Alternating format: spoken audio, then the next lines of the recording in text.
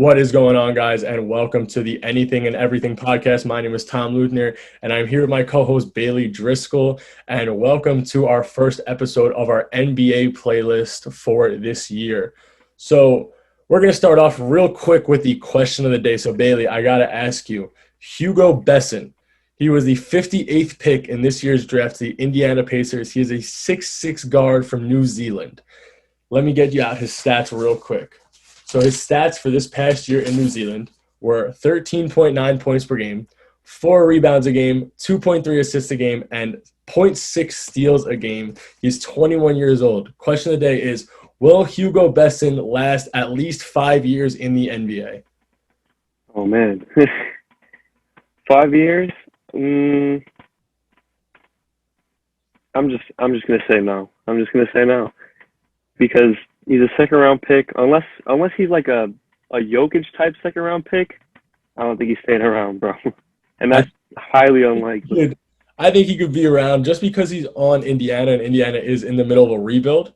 He could be one of those role players, sort of like a Trey Lyles, just hanging around the league for a little while. I can see that. Impact, but we'll see what happens.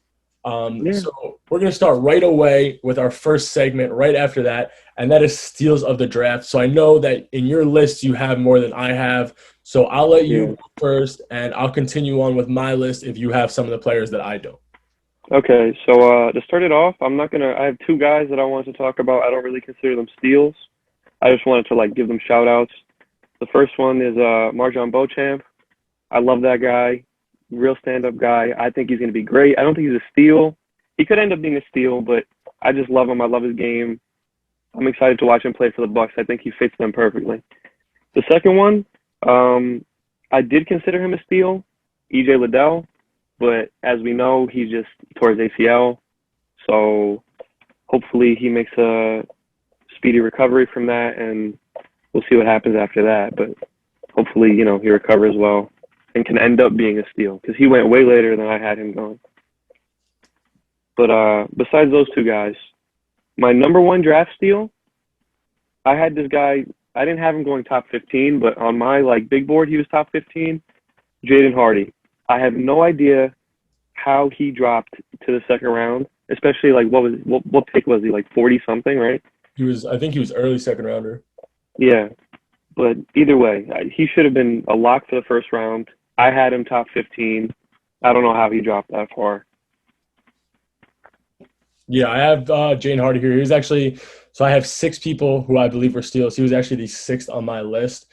I thought that, if anything, he'd be a late first-rounder.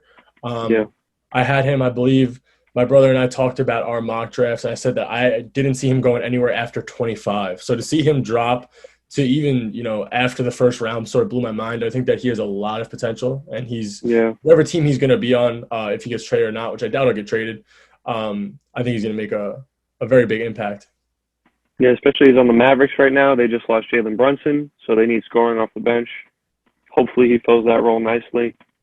Next up on my list, I will say Jalen Duren. He's someone I had. He went, 13th, I believe, right? And he was top 8 on my big board going into the draft. I think the Hornets really messed up. I don't think Mark Williams is a bad player. Obviously, they probably told him that they were going to draft him. They probably weren't expecting Duren to be there at their pick. But I think they just should have drafted Duren and picked somebody else other than Mark Williams. But I understand why they did that. The Knicks also messed up by trading Duren to the Pistons. The Pistons got an absolute steal, and they barely gave up anything for him, too, to get that pick. That pick was crazy. So he's my second on my steals list. I wouldn't even say he was a steal at where he got drafted. I think that was a comfortable spot for him. The thing that makes him a steal is what the trade was. Yeah. He got traded from the Knicks, who could have used him. They need a center after trading Nerlens Noel to the Pistons as well, actually. Yeah. And, Jericho Sims could be that guy. I believe he's 6'10", though. He's a little bit smaller. Mitch Robinson can't stay healthy. But I think that Jalen Duren helps that young core of Detroit Not only does Yeah. it help the young core, it gives them a little bit more firepower at the center position, with which they were lacking last year with Luca Garza as their backup to, and yeah, it was Luca Garza that was backing up Isaiah Stewart, and Isaiah Stewart's a little bit of a smaller center. So I think that Jalen Duren and Nerlens Noel are both going to give them power off the bench this year. And Yeah. Nerlens Noel may start over Isaiah Stewart. I don't think they'll do that to their young core, but he was second on my list of steals. Yeah. Yeah. He was. I still can't believe the Knicks and the Hornets both traded him away. That's crazy to me. But up next after that, I got AJ Griffin to the Hawks. He dropped so much farther than I thought he would. Originally going into the draft, I had him top 7, 8 on my big board. Going 16, I think he dropped way too far. The only reason I think he possibly dropped that far is injury concerns. Maybe teams saw something on his injury reports they didn't like. That's the only thing I could really think of.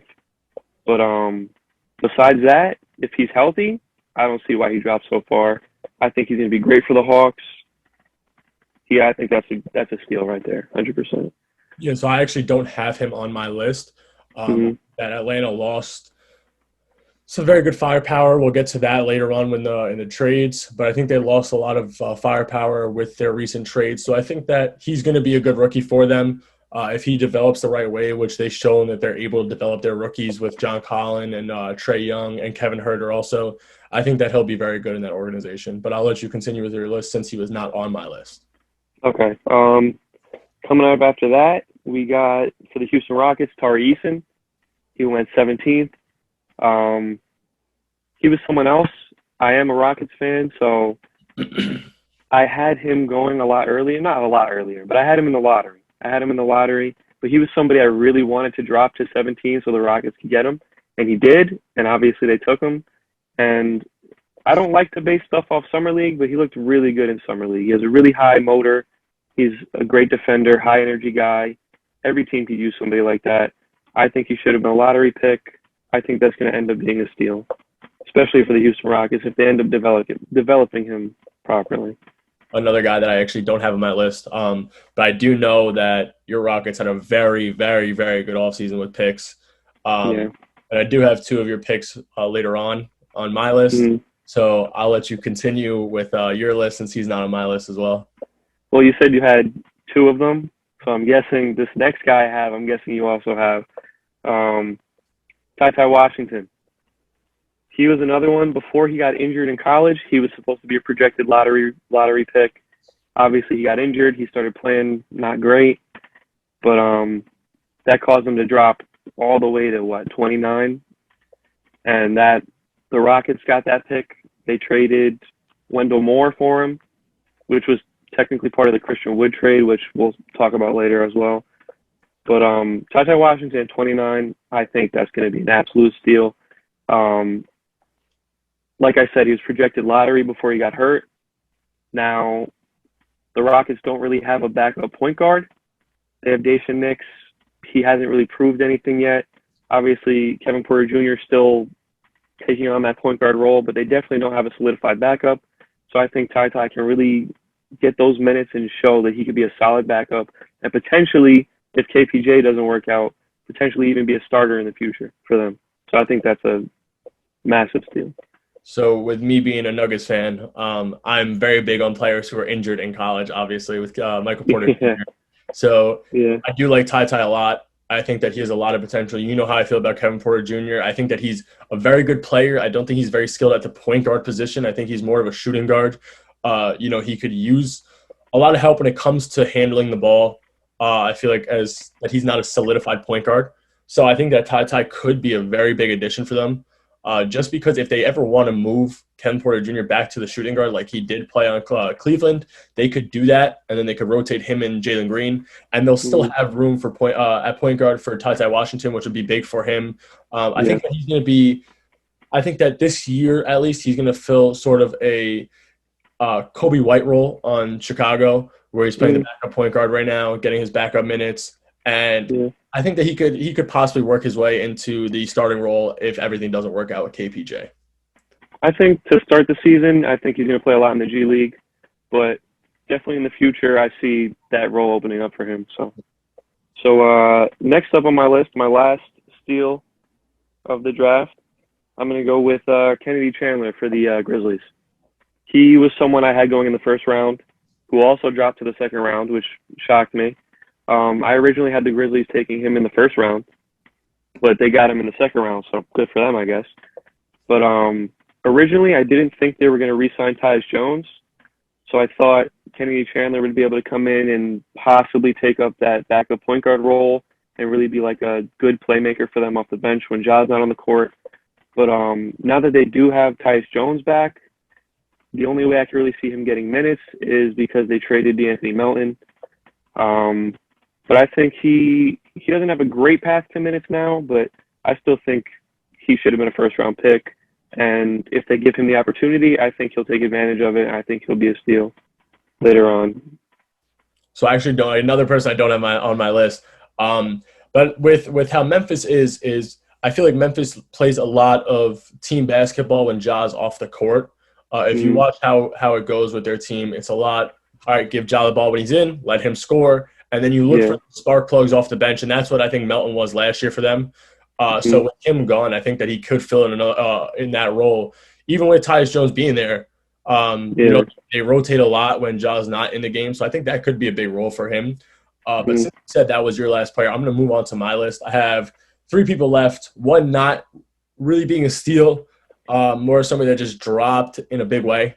So I'm going to start off with your boy Jabari Smith. So I know he's not a steal of the draft. You can't say he's a steal because he was a top 5 pick, but he was projected to go 1 for the longest time in so many mock drafts. To see him fall to 3 was mine. I know I remember texting you throughout the entire draft, and I was mind blown at everything that was happening just because he was a monster. To be projected 1 pick for months and months and months, and then to be shocked on draft night to not be drafted. It blew my mind, I think, as much as it blew his mind. So that's one. Again, just a little bit of a shout out for him. Not really a steal. The next guy I want to start with is Nikola Jovic. Love this guy. Really love this guy. I really wish that Denver would have picked him just because he played with Jokic. He reminds me of Kristaps Porzingis. Yeah, so, I can see that for sure. He's a stretch player. He played with Jokic. They played together professionally. Reminds me of Porzingis, and I think that he's going to help Miami. He's going to give them a stretch 4, or technically stretch 3. But if he plays the 4, he's going to give them a stretch 4, which they haven't had yet. They haven't had a power forward that could shoot. So I think that could change the game for their team and give them something that they needed to take that next level and maybe win a finals. I don't have them win the finals this year, if I'm being honest. But I think that me neither. Develop, especially, he could shoot, man. And if he's shooting Robinson and Ty Hero, man, he could be a problem. I agree with that. And all right, my last player is this is one of the wildest picks to me. Pat Baldwin to Golden State. Oh yeah. I forgot about that one. Pat Baldwin is, I know that it's not exact, but a lot of people are comparing him to a Kevin Durant type player. He's bigger. He can shoot the ball. He knows what he's doing on the floor. He could play in the post. His mid-range game is special. So to have another player like that in an organization that is obviously amazing at developing their talent is very scary to think about. Because you have players, obviously Steph Curry, Klay Thompson, Draymond Green, Kevon Looney. You look at that team and you look how many players were developed in that roster and have won championships together. And I don't think he's there. I think they're going to keep him. And I think that he's going to be playing right under Kuminga. So when Kuminga learns about the next step that he has to from Iguodala and from Draymond Green, Pat Baldwin's the next one up. So he scares me being that organization, man. Yeah, and I see that. And especially because before the college season, he was projected like a top 5 pick. And then he just had like an absolutely horrible college season. So obviously that made him drop that far. But he was still definitely like, I'd say he's a little bit of a risky pick. He could definitely end up turning out to be disgusting. He could be a great player, especially like you said, on that team, in that system. He could definitely take something away from all those guys, definitely develop. And I definitely see a path to him being a great player. Yeah, I'm very nervous, and that's something that we will get on to later in our segments about what teams that we were nervous for after the entire offseason so far, because obviously there's a Mm, lot more to happen. a But we're lot going to move more. on to our second segment right now, and that segment is going to be the best free agent signings so far. Hmm. I'm going to say who the free agents are and why they're big to me, and you could say if you agree or disagree. So, Okay. number one, we're going to start out with is the Boston Celtics. Obviously, they weren't good enough to beat Golden State in the finals this year, and I think that this move right here could help them drastically next year, and that is to sign Danilo Gallinari. Gallinari is a proved veteran. He knows that everybody knows he can play the game. If you watch if you watch the playoffs 2 years ago when Atlanta played the Knicks and went on their Eastern Conference run, he was a very big part in that offense. And Boston also showed last year that their vets know how to play in the playoffs with Al Horford stepping up huge. Nobody expected Al Horford, and he gives them that Hmm. firepower off the bench now that I think they're Hmm. going to need. And they could even, if they wanted to, they could start him and they could move Tatum back up to the three and Jaylen Brown back up to the two, and they could run a big lineup. So I said that is my first of the biggest free agent signing. So do you agree or disagree with that?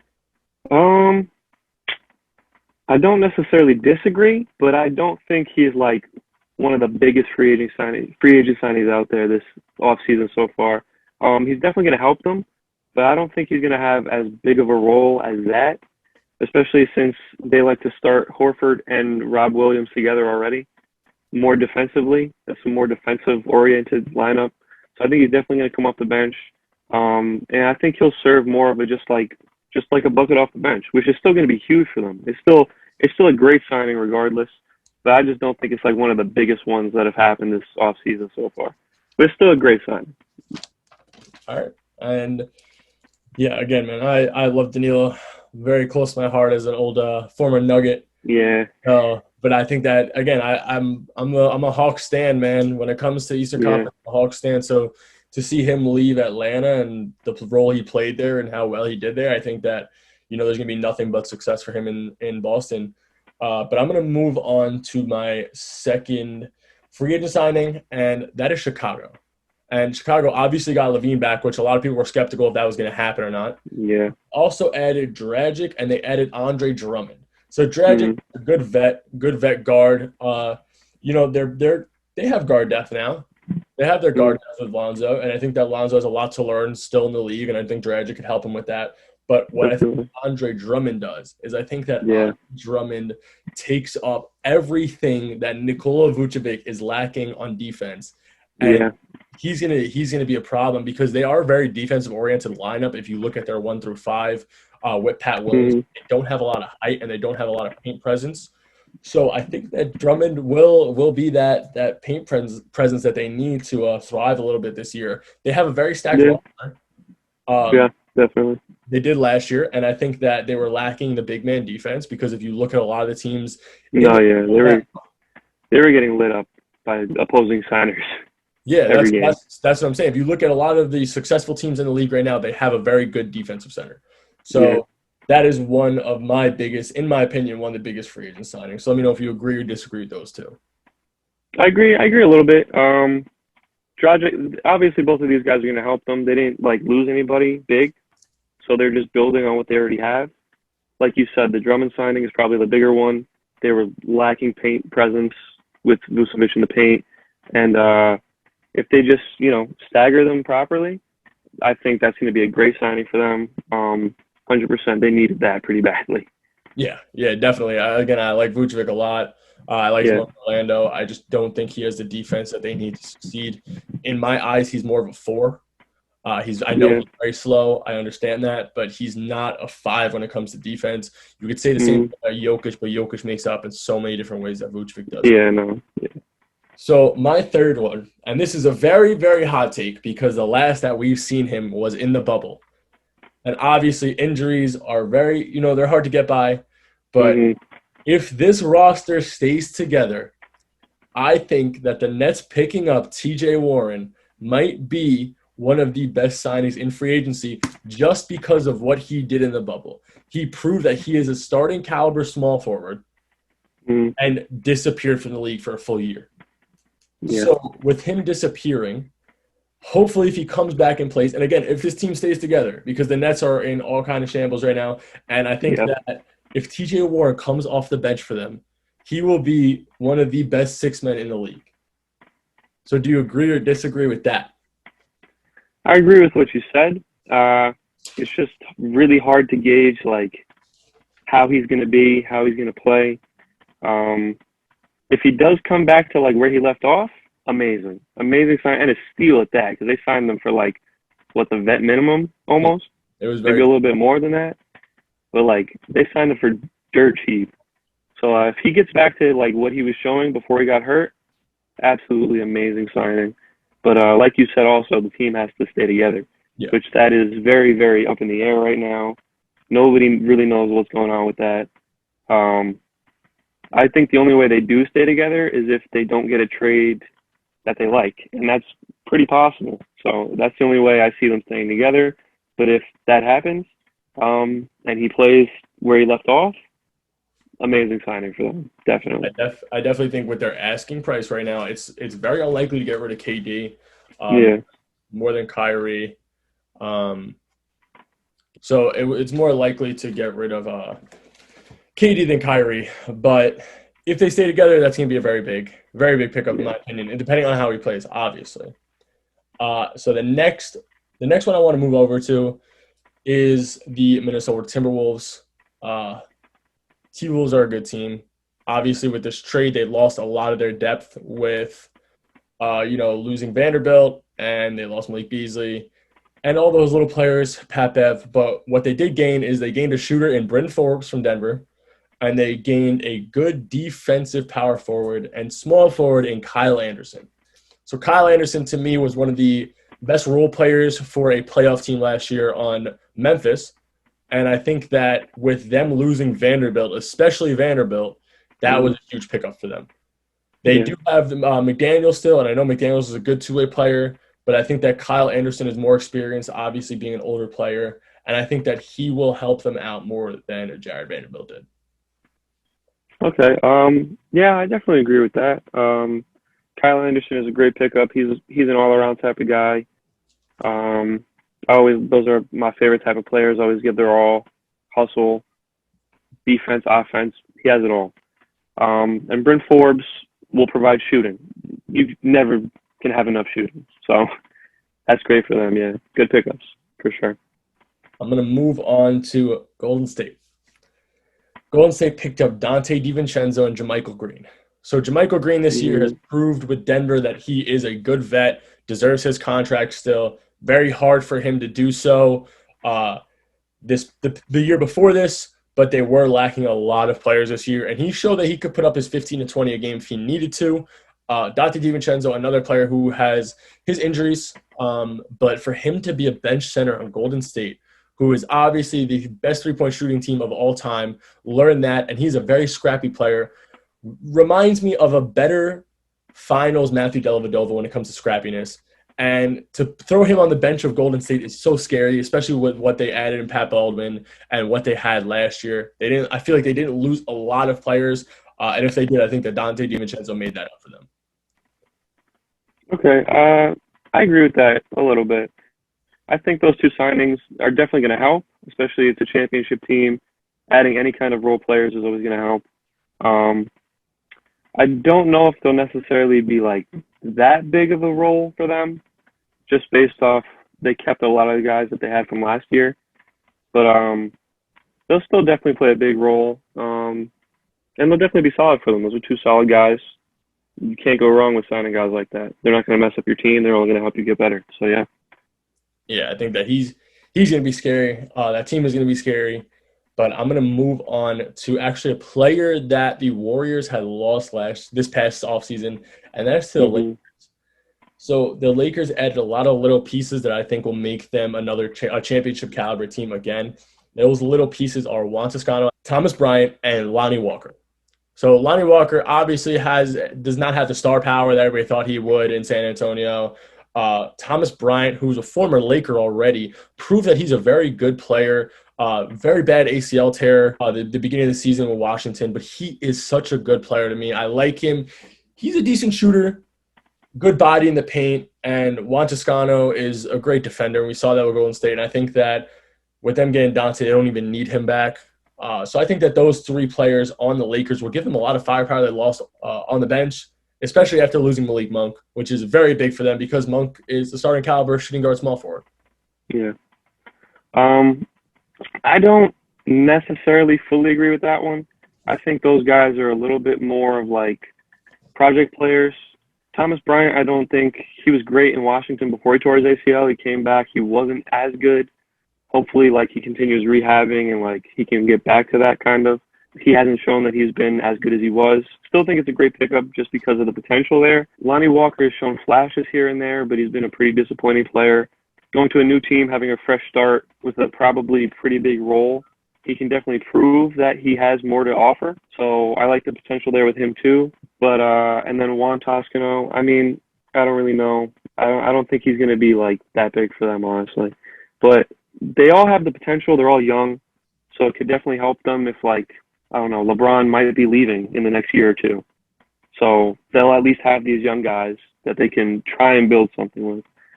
So they're good pickups.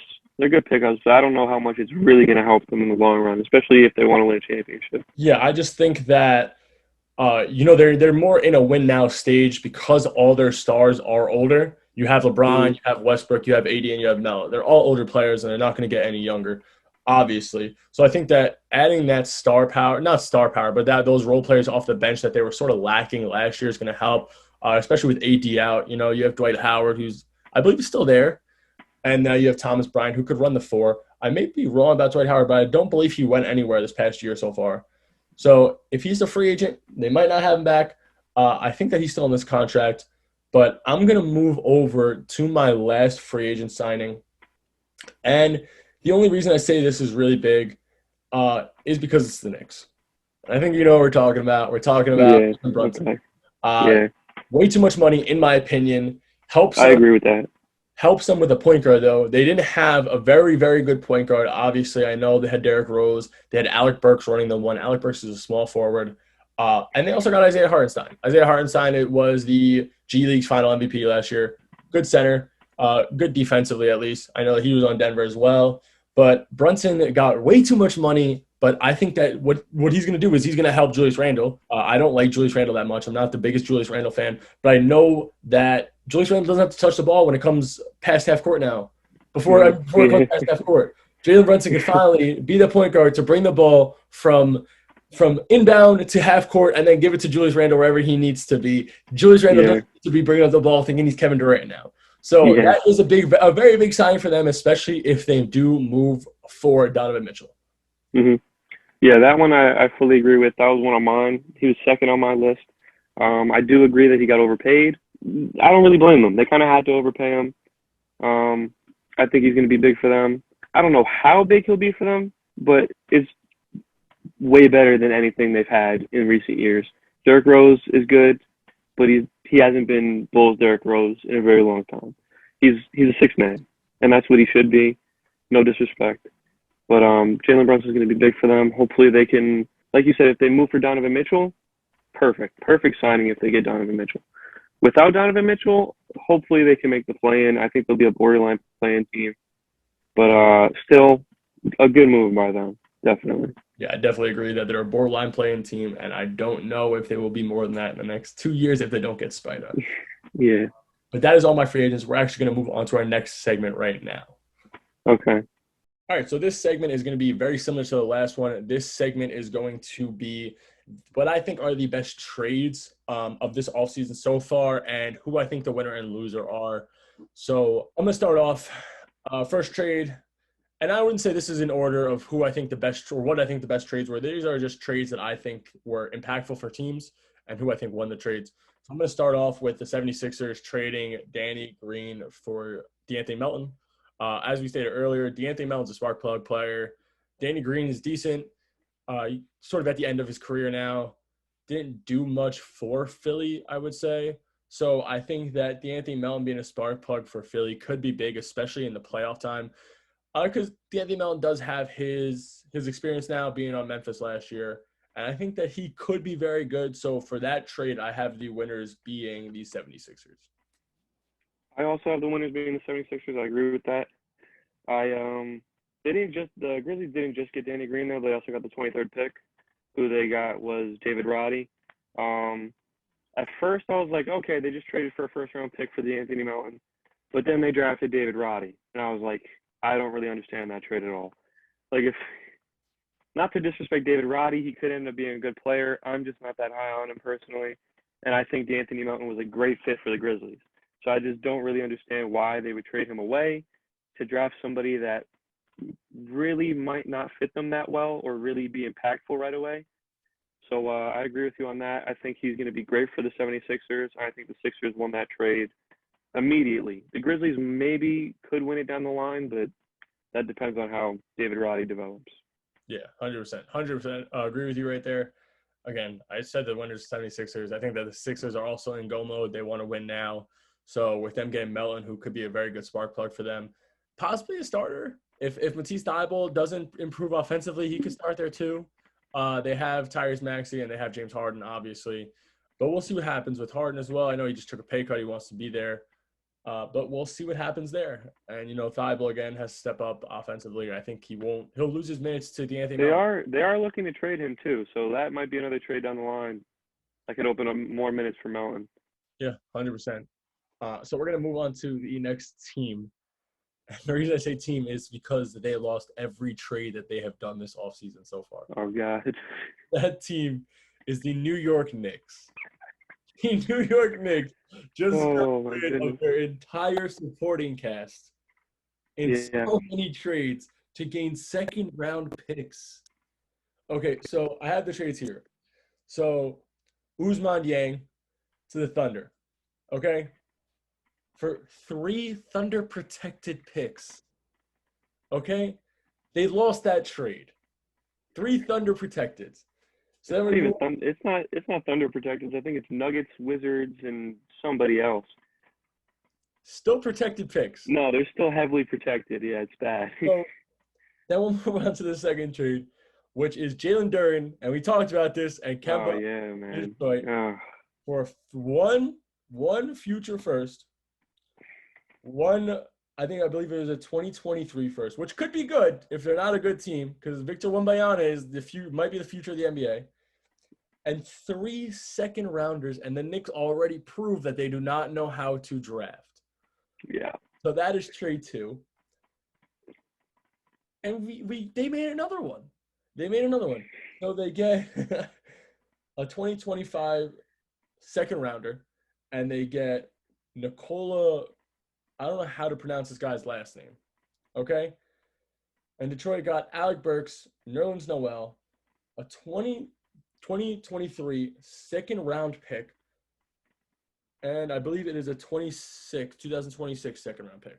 They got Hmm. rid of 2 picks along with 2 of their players who proved that they were good role players for them this year. They were a very good supporting cast for nothing. They got a second round Yeah. pick. Yeah. Yeah. And so I'm gonna go ahead and agree that they were the losers of every single trade, easily. Maybe not so much the Thunder trade. My only what if is if they get Donovan Mitchell. If they get Donovan Mitchell, they're going to use most of these picks to get Donovan Mitchell. So that's the only way I can see it ending up as a win, which is definitely possible now. Definitely possible.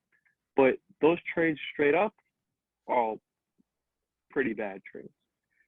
But Yeah, I don't. Again, Jalen Duren could have been so good for them, and yeah, I Usman Yang, he could be good. He was projected to be good, pretty early pick. yeah, yeah, OKC, if OKC develops him the right way, we'll see what happens because that could go down the line to be a winner or a loser. I just yeah. put them in the loser category because they lost every trade as a No, team. yeah, yeah. But we're gonna move on. I agree. We're gonna move on to the next team. That next team is Dallas. Dallas made a big trade, Hmm. and Christian Wood's a monster, man. I like Christian Wood a Yeah, lot. Uh, and Jaden Hardy. So two good trades. They traded away Marquise Chris, Boban, and Trey Burke as their only players, and I believe a couple picks. in the Christian Wood trade as well? I think it was just one pick. Okay. Yeah, I know I have the players written down. Wasn't sure about the picks. If it's one pick, it's a steal. Christian Wood's a good center, man. They're lacking center depth so heavily. They signed JaVale McGee in the offseason as well so far. He adds their bench center depth, especially defensively. But I'm gonna Hmm. go ahead and I'm putting the Mavs as the winner of that trade. And I know that you're a Rockets fan, so I'm sorry, but you can't. That trade is just it was sort of too good to be true for the Mavs, and they accomplished it, which I'm very happy for because they give Luka a good supporting player, and they losing Brunson's not that big for them because they do have Dinwiddie. So if Dinwiddie's Hmm. healthy and Christian Wood at their five, I think that they'll have a way better five than they had in the last 3 years. Yeah. Um, I don't fully disagree. I do think the Mavs won, but I don't think the Rockets lost either. You know what I mean? Yeah, Um, for the Rock, as somebody who watched a lot of Rockets games, there was a lot of times where Christian Wood just absolutely killed our offense. He was the best player on the team, hands down, but he's not meant to be the best player on a team. Like, I love him, and he's going to be amazing for the Mavericks because he's not going to be their best player. yeah, I agree. But like, the Rockets just needed to get rid of him. He killed their offense a lot of the time. Um, our interior defense was pretty bad because of him a lot of the time as well. Um, every opposing center just got free baskets at the rim when they were guarded by Christian Wood. Um, so we needed to get rid of him. He doesn't fit the timeline. We're a young team. I think it was the Mavericks definitely won, but like I said, I don't think the Rockets really lost either. And that trade ended up letting them get Ty Washington. So if he pans out well, I think that could definitely be a win-win for both teams. Yeah. Yeah, I agree. Actually, that was going to be the next trade. It was the tie trade. I know we talked about it earlier. I had Houston as the winners there anyway. Uh, Yeah, but yeah, I mean, again, Dallas got their bench depth in defense with JaVale McGee, so that's good for yeah, them. And losing a second scorer and getting a second scorer is not the worst thing, especially when you're going yeah. from No, an undersized point guard to a decently sized power forward slash center. And I mean, listen, Houston got Boban, so what more could you ask for? Love playing in the league, yeah, so I'm hoping to see you with a Boban jersey on pretty soon. But yeah, we're gonna move on to our next trade, and that is Atlanta Hawks getting better. That's all they did. They just got better. yeah, yeah. Atlanta got DeJounte Murray and Jock Landale, who I believe they traded after, for Danilo, 3 firsts and a pick swap. Uh, Mm, and my winner here is both teams. I don't think that either team's lost. I think that San Antonio wants to tank. They want to do nothing but yeah, tank right now. They yeah, want Victor Wembanyama. They want that to happen. So I don't think that they lost. Dewante's getting a little bit older. A lot of people say he's immature, which I don't really see. I think that he's a very good player. He's gonna help mm, Trey in their backcourt. Trey had Kevin Huerter last year, and as you know, Huerter is my favorite player. Love Kevin yeah, Huerter. That's my guy. But I think that Delonte is going to be a better fit to start with him. yeah, They could both get assists if they need them. yeah, Trey's a good shooter. He can work off the ball if he needs to. At the same yeah, time, I see what San Antonio did, and they cleared cap space, cutting Danilo Gallinari anyway. yeah. And like you said, with Trey playing off ball, that's what I was really gonna focus on. Because a lot of people after that trade are like, "Oh, there's only one ball. So who's gonna bring up the ball? Well, like, what's gonna happen with that? There's only one ball. They can't both have the ball in their hand." And I think that trade allows Trey Young to be able to play more of like a Steph Curry role, where he can like be off the ball, run around screens, get wide open shots.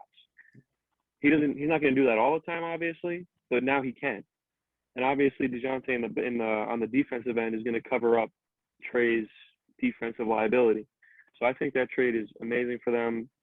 People saying there's only one ball, I don't think that's going to affect them as much as they think. I think it's going to be a pretty like flawless fit for them. Yeah, again, I think that I don't think that San Antonio lost with the direction they're going in. Same thing with what you said about the Rockets. With the direction they're going in, it's not a loss. With what you just said, though, how sharing the ball might be a problem. I'm going to backtrack real quick to one free agent I think that we did forget, and that free agent is John Wall to the Clippers. Uh, Hmm. Very big signing. It's a big Yeah, signing, regardless if he's played or not. He's still a good player, man, and yeah, there's 4 very good vets now in Kawhi, PG, Reggie Jackson, and John Wall, and I believe John Wall is going to come off the bench for them. he might. They definitely said he's not getting a starting role right away, which I think he could earn it. I think he could. again, as a Rockets fan, I watched a lot of John Wall while he was on the Rockets, and he's definitely not as bad as people say he is. Like a lot of people think he's washed up, and I mean, to an extent, he's obviously not as good as he used to be, but he's still very good defensively, and he's still a pretty good offensive player at the same time. He's not as good as he was. He used to be a top 3 point guard in the league, in my opinion. He's obviously not at that level anymore, but I still think he would be a very quality starter. And if he's coming off the bench, even better. He'd be an amazing. He'd win Sixth Man of the Year if he came off the bench. Yeah, I said I think that he'll be So the I best. think that would be huge for them. So Yeah, 100%. I think that, they were my favorites to win 2 years ago when they got PG and Quad in the same team. Uh, mm-hmm. and I'm excited to see what John Wall will do if everybody comes back, stays healthy. Yeah, But to get back on track, back to the trades. Next trade we got is Denver Nuggets. They trade away Monte Morris, who was my boy. I love Monte Morris. Thought he was the best mm-hmm. backup guard in the league. And they traded away Will Barton, who I don't like. Good spark plug. Doesn't really do much. Can't really play defense. And in Yeah, return, we got KCP and Ish Smith. KCP, I believe it was 46% from the corner, if I'm not mistaken, at 3-point line. And everybody knows that Jokic finds everybody in the corner, and KCP yeah, gets the wing defense. So the winner of this trade is both teams. I think yeah, that Washington got what they needed, a spark plug and a good point guard in Monte Morris. Monte might even start for them because Bradley Beal doesn't start at point guard. yeah, And, and if he does, he shouldn't be. He's a shooting guard. He has been his entire yeah, career. So Monte is able to start at point guard, and if you want, you could throw Will Barton at the small forward, and you could run a little yeah. bit of a smaller lineup. Denny Avdia didn't really do much yet. He hasn't proved that he's Mm-hmm. a starting small forward caliber Yeah, player. So I think that the winner of that trade is both teams. yeah, yeah. I agree with that for sure. Um, KCP is going to give amazing defense and shooting to the Nuggets. Ish Smith, if they decide to keep him, I'm not sure if they were going to cut him or not. But if they decide to keep him, he'll have a great backup point guard role. If they really even need it, because that's why they might cut him, because they already have, if Jamal Murray's healthy, and then they have Bones coming off the bench, so they wouldn't really need Ish Smith that much. But still, if they decide to keep him, he could give them quality minutes.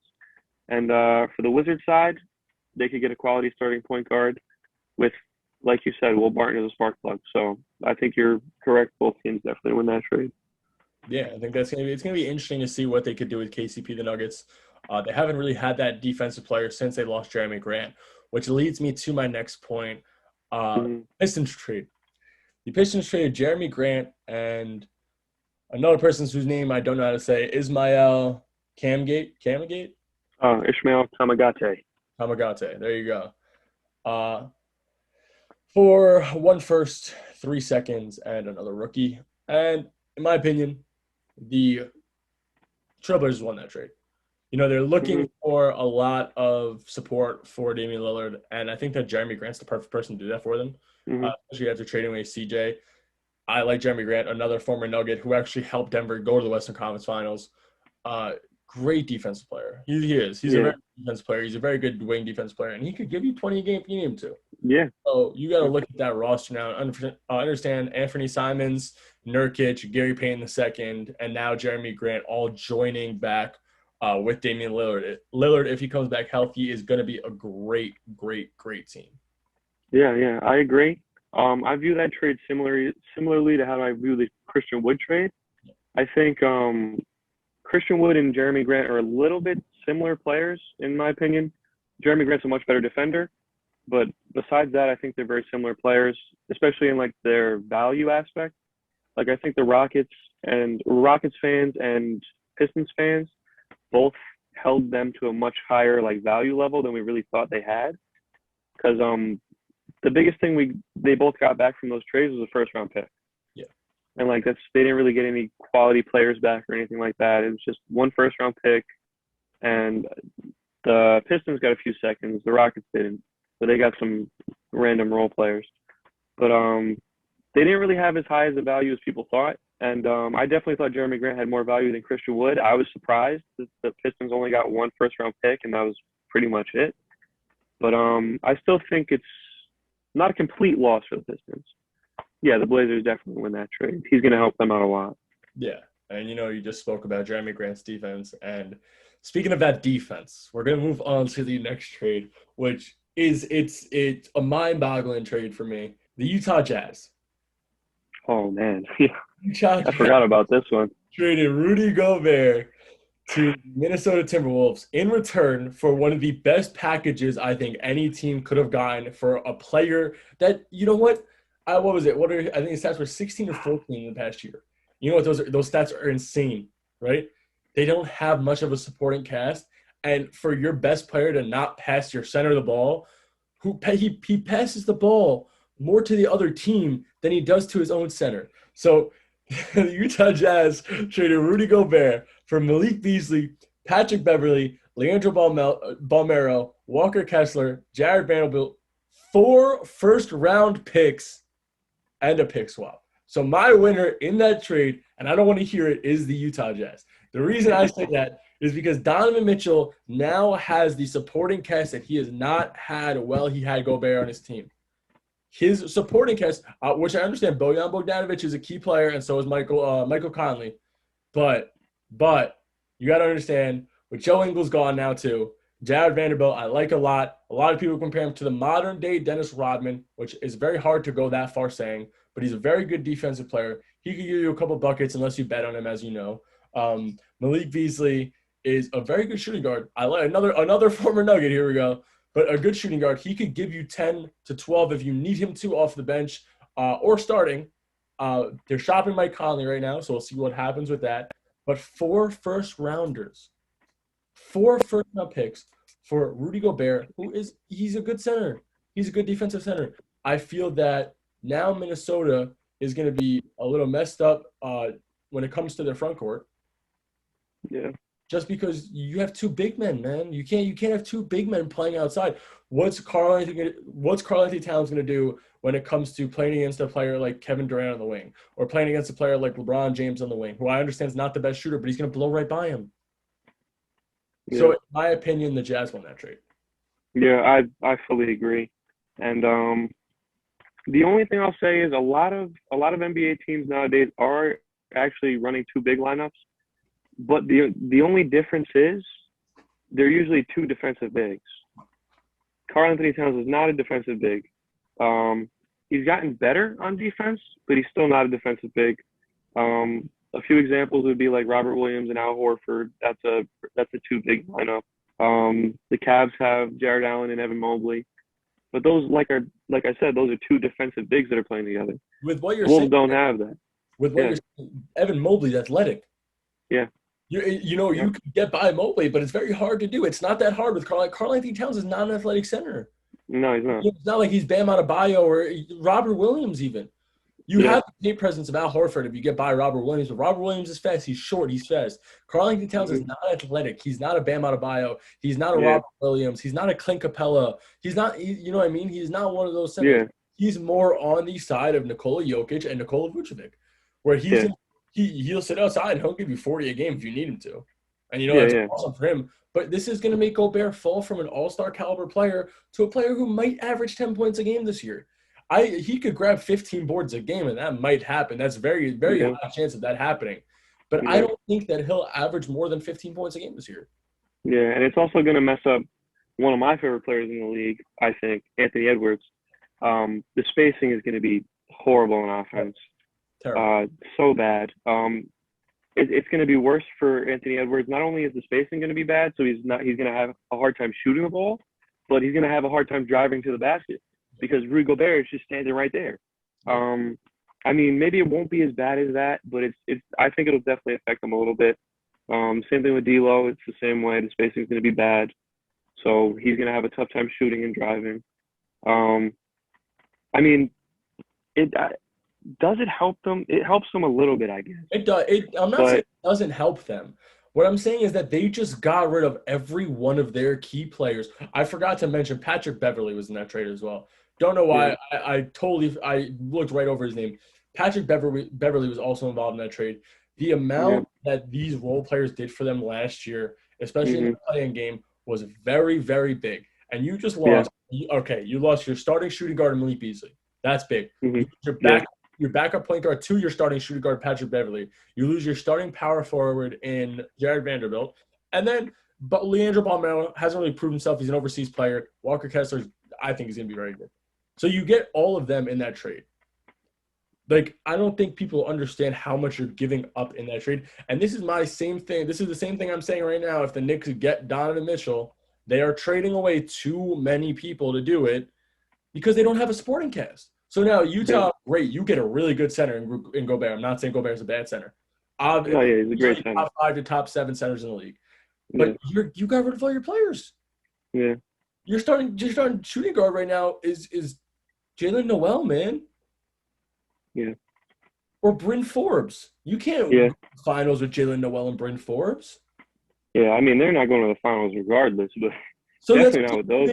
you make Definitely a not with win those now guys. trade, but you're making a win Yeah. now trade for a team that's not a win now team. Yeah. Yeah. Yeah. And they also, in my opinion, I think they kind of ruined the trade market a bit because Yeah, if Rudy Gobert is getting all that, Donovan Mitchell is going to get double that from the Knicks. 100%. And then now KD wants to trade. Nobody's going to be able to trade for KD. Yeah, It's not no, going to be able to happen. that's what I was saying. Me and my brother had spoken about that, and he's like, "Oh, they're wild, and they wanted this for KD and this." But you have to understand, man.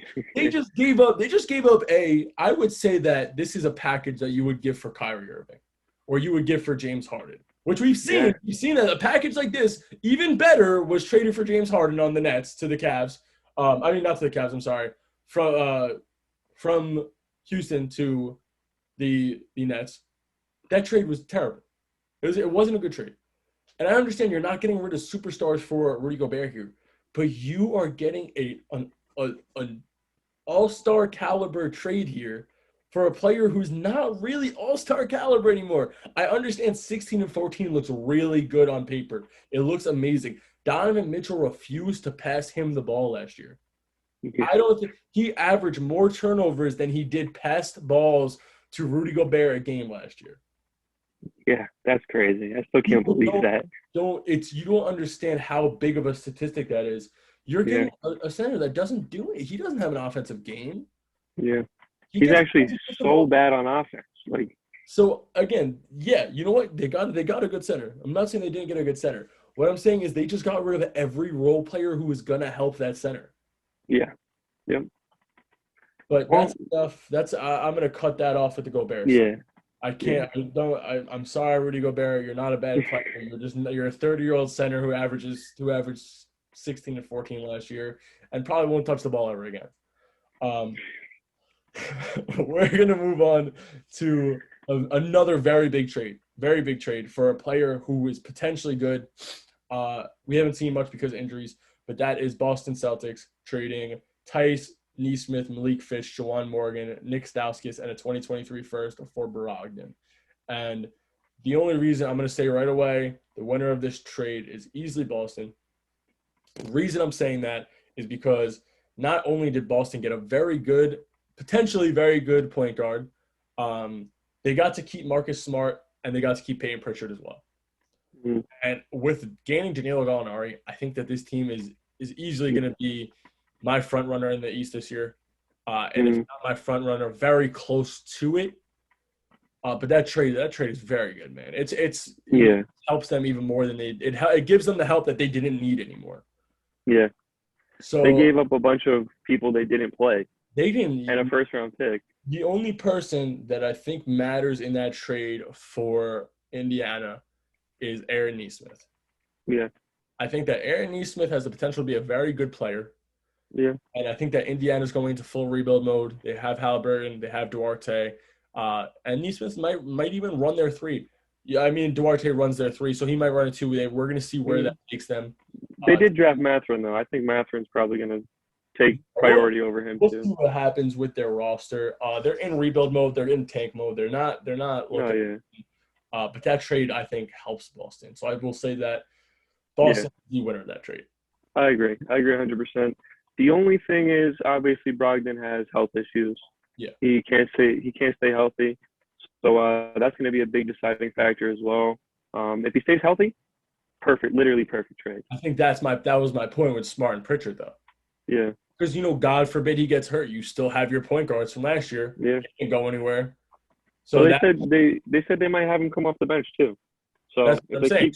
If they keep Smart starting, yeah, and have him off the bench. If you bring Smart off the bench, that another thing that you could have done that you did 2 years ago, You just Yeah. move everybody up one more position. And now you have Yeah. Gallinari. And let's say Smart comes off the bench for Pritchard. You have Smart, Pritchard, and Gallinari off the bench. And if Yeah. Brogdon comes off the bench, your bench is even better because now you have Yeah. Brogdon and Danilo Gallinari off the bench. Yeah. That would be insane. They're gonna be really good. I can't. And the last trade I want to mention, just a little honorable trade. Kings, they got Kevin Herter. Mm. For Justin Holiday and Mo Harkless in the future first. Not a terrible trade. I think the Kings, uh, their player development's so bad, man, and it sort of breaks my heart for her to go there. And Yeah. they got Malik Monk too. So I think that their roster is going to look better. Their starting five is going to look better. I don't know what's happening with Rashawn Holmes. I know that he, as well as Miles Bridges, are both going to be out on assault charges as of right now. So Hmm. Holmes is out all last year. I know that. I'm not sure if they're going to keep him suspended, but if they don't, their starting five, in my opinion, will be De'Aaron Fox, Kevin Herter, Malik Monk, Domantas Sabonis, and Rashawn Holmes. And I think that could be a very good starting five. But again, the Hawks got a future first, which could help them. We don't know what they're going to be like. So if that doesn't pan out with DeJounte Murray, that future first could mean something. So the winner Yeah. for now, that winner I'm going to say is the Kings, just because I like Herter, and I think that Herter's a good two-way player. Yeah. I'd say it's a win-win again. I'd say both teams win. Um, yeah, I just think it's a pretty even trade overall. Yeah. Purdue's gonna help the Kings, and the Hawks picked up a first-round pick while also picking up some role players. Yep. So Easily. So I'm going to end that segment right there, and we're going to move on to what is our last segment. So I'm actually going to let you start this segment off, but we are going into our power rankings for the year. And I know that we're going to start in the Eastern Conference, but before we do that, let me show you guys my drink of the day. My drink of the day, I'm throwing it back a little bit. I'm going with 7-Up Zero today. Not sponsored. I'm not sponsored. Before I do anything, I'm not sponsored, but I always want to have a drink of the day. Drink of the day tonight is a 7-Up Zero. So I'm going to crack that real quick before we start this segment up. And let's start it up. So you go ahead, say who you think is going to be at what position. And as soon as you say that, tell me why. And I'm going to agree or disagree and tell you my point as to why. okay, so we're starting in the East. 15th, last place in the East. I'm gonna go with the Magic. Um, they've got a decent young core. They're a little bit. Uh, I don't want to say they're a little bit all over the place, but they've got a lot of players who can play a lot of positions, and they're young, they're solid, but I don't really feel like they have that like franchise player. They might have just gotten him. They might have just drafted Paolo Banchero. I think he can be a franchise player, but obviously we don't know. We'll see what happens with him. I think he has the potential to be a franchise player, but besides him, I don't think they really have that yet. So I think they're a solid young team. I just don't think they're better than anybody else in the East. I 100% agree with you. They're my 15 team as well. I think that Paolo's going to do a lot for them. I don't think that he's going to do enough. Uh, I'd be Yeah, surprised if they had more wins than they had last year. My thing is that they're all over. They don't know what they want to do. You yeah, got Paolo, you got another big man. So now you have Wendell Carter, Mo Bamba, and Paolo. So you got to decide what you want to do there. When it comes to guards, you have and they have Bol too. and Bo Bola. And when it comes to guards, you got to figure out what you want to do between R.J. Hampton, Cole Anthony, Jalen Suggs, Markel Fultz. So I think Yeah, that what they should do is they should take all their young players and hopefully make a package. Keep Paolo, keep one or two other young guys, make a package, and try to get the star that they need. yeah, So that's my one thing is you go after that star that you need, and they don't have that yet. yeah. I fully agree. Um, so we'll go into number 14. I'm gonna go with the Detroit Pistons. Um, it's kind of the same thing. I think they're like the Magic Deluxe. You know what I mean? Like they're kind of in the same place as the Magic, but they at least kind of have a direction. They know what they're doing. I think they just killed this last draft. I think that draft is going to help them even more this season. They traded for those mixed role players that they got. So those are vets that can really help them out. I think they're going to be not good, but better than the Magic. Yeah. So I actually originally I had the Pistons here, and I actually switched them out for another team. I switched them out for Indiana. The thing with the Pistons for me is they have a lot. They do. And I know losing Jeremy Grant's big for them because he was their star. But it hurts me to even put them that low just because of how many young players are good. And I know that the players aren't developed yet. So that's hard for me. But I'm going with Indiana there. I think that Halliburton and Duarte finally get their time to shine. Um, Miles Turner can't stay healthy, and they don't even know if they want him yet. So if they get rid of him, and I think they should get rid of him, try to get a good pick for next year. And then Halliburton and Duarte do their thing, let them develop. But for now, they don't. Those are their stars. Their stars are guys that have been in the league for 2 years. So I don't Yeah, think they're going to go anywhere but the 14th seed, in my opinion. yeah. It's kind of the same thing with the Pistons, though. Cade is going to be the star for the Pistons. Yeah. He's going to be their best player. He's only in his second year, but he probably is better than anybody on the Pacers. So I could understand that. But that's who I have next. Actually, is the Pacers. So the Pacers are at 13, and I think they're just a little bit more. What's the word I'm looking for? A little bit more structured than the Pistons, I guess. I think they have a little bit more experience. If they do keep Miles Turner, he's a way more experienced player than anybody that the Pistons have. Besides like the vets, but they're not as good as Miles Turner, obviously. They still have Buddy Hield. Buddy Hield was great for them towards the end of last season. If they don't trade those two guys, Yeah. if they do trade those two guys, they could probably be worse than the Pistons. But as of right now, they still have those two guys. So I think those two guys are going to be huge for them. Then Halliburton, I think he's going to have a breakout season. He'll probably be great for them. They just drafted Mathurin. He's another one who's probably going to be pretty good for them. They got Duarte, obviously. Isaiah Jackson, I think he's going to have a big leap, especially if they trade Miles Turner. He'll probably be their starting center. I love him. They already said Jalen Smith is their starting power forward. So I think he's going to have another breakout too. I think they're just a good team overall, and I think they'll be better than the Pistons. All right. So I understand where you're coming from there. The only reason I have them switched up is because I think that Sadiq Bey is, that man offensively is a killer, bro. He's a shooter. I love his form. I think that, watching him, I had COVID in last January, and I was sitting at home watching the games, and watching him completely fry the Knicks was honestly very amusing to watch. I think that he's a very good player. And, getting those vets with Alec Burks and Nerlens Noel, I think helps their roster. Definitely helps Isaiah Stewart learn how to become more of a dog than he already is. So that's the reason I have them switched up. I understand what you're saying with the Pacers. But I just think that, the Pacers losing Sabonis last year is really big for them, and they want their young guys to develop. I think the Pistons want their young guys to develop to become a championship team together. So that's why I have Mm-hmm. the Pistons at 13. Mm-hmm. I think they're interchangeable. I think it's fair. Yeah. But next up at 12, we got the Washington Wizards. They're kind of all over the place. I mean, they have a solid roster, I think. Bradley Beal is obviously a great scorer. Porzingis is a great scorer as well, but he can't stay healthy. We know that. They just got Monte Morris. They drafted Johnny Davis. Those are two guys that could give them solid point guard minutes. But obviously, Johnny Davis is going to be a rookie, so we don't really know too much about him yet. They got Daniel Gafford, center.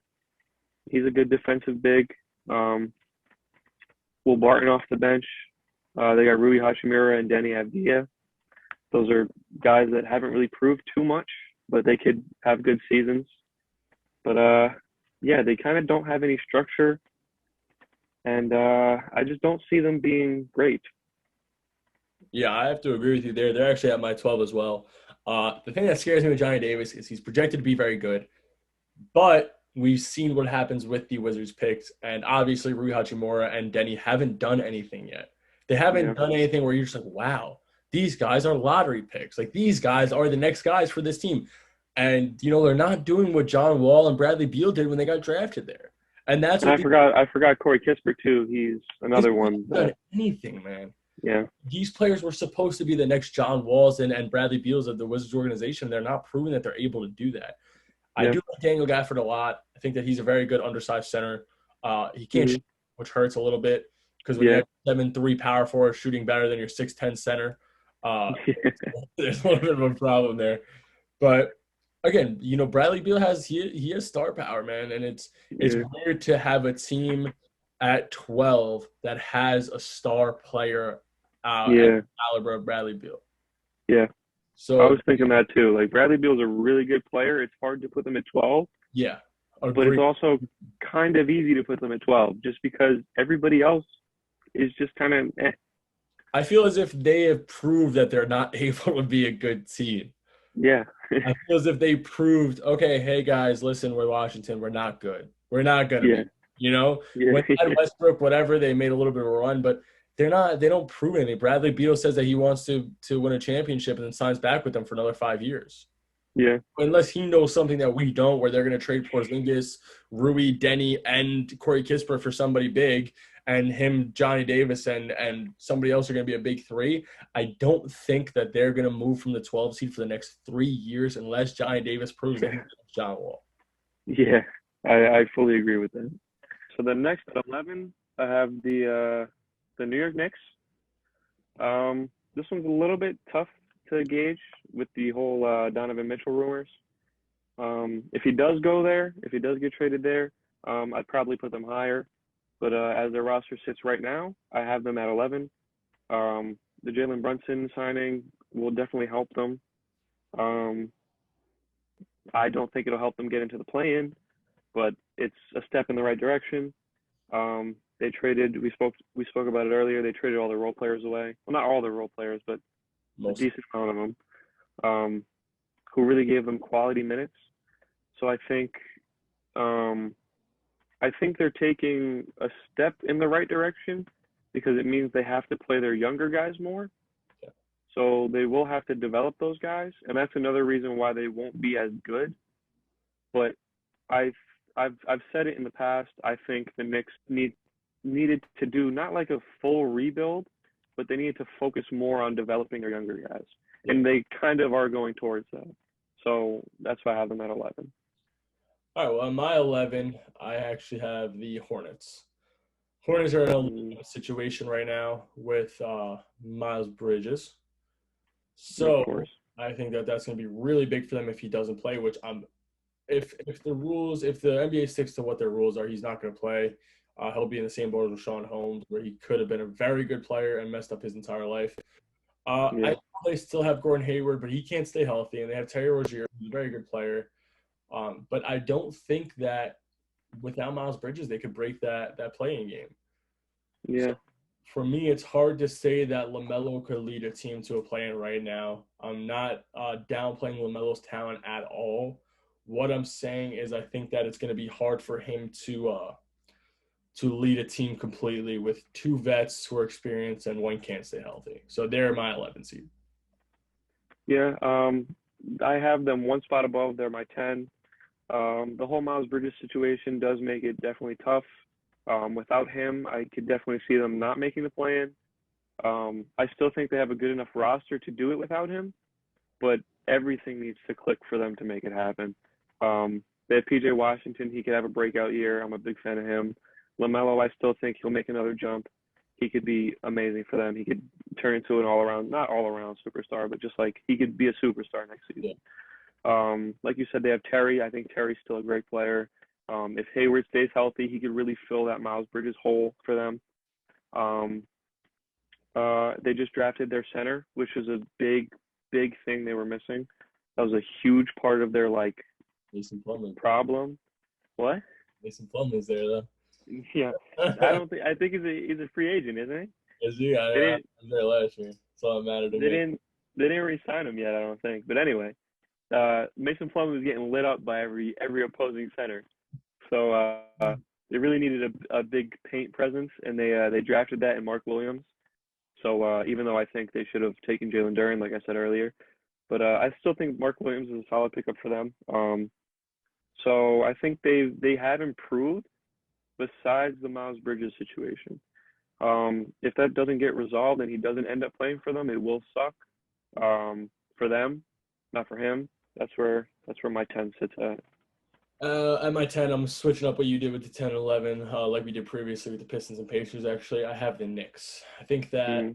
Brunson has the experience in the playoffs, which is big, especially this past year. You know, the Mavs made a little bit of a run. Didn't Yeah, go far, but for him to step up like that in the playoffs last year, I think that he could do that this year. His supporting cast is not the best. I'm not saying it is. I know that earlier I said that I don't think that they're going to be a playoff team without Donovan Mitchell, and it's hard for me to even say they are. That's why I'm putting them at 10. I don't consider playing in a playoff team because they could still get eliminated easily. Yeah. But I think that Brunson could lead them there a little bit. I think that Julius Randle, if he's not playing on the ball, if he's playing off the ball to start off the possession, I think that he could be good. RJ Barrett stepped up last year. I think that he could step up again playing off the ball. I think that he could become a Clay Thompson type player, where more of a 3-and-D wing if you give him the chance to be. He doesn't need to be bringing the ball up or have the ball in his hands during every possession right away. And yeah, losing Alec Burks is big. They kept Fournier. Fournier is another good off the ball scorer, so that's good for them. And I'm going to put them at my play-in spot at 10. Okay. Yeah, that's another one. I think I said it could go either way for me. It all depends on what happens with these teams. Yeah. But okay, going into number 9, we got the Cleveland Cavaliers. They were a very surprising team last year. They surprised most NBA fans with the runs they went on. I was really disappointed when they lost in the play-in. I really wanted them to make the playoffs. I was a big fan of them last year, and I think they'll continue to improve on that. Darius Garland had a breakout year. Mobley had a great rookie year. Jared Allen had a great year. They had 2 All-Stars, Garland and Jared Allen. And I think they'll continue to do that. They're going to get Colin Sexton. Well, he didn't sign with them, but apparently he has no market. So I think Colin Sexton will end up back in Cleveland. And they didn't have him at all last year.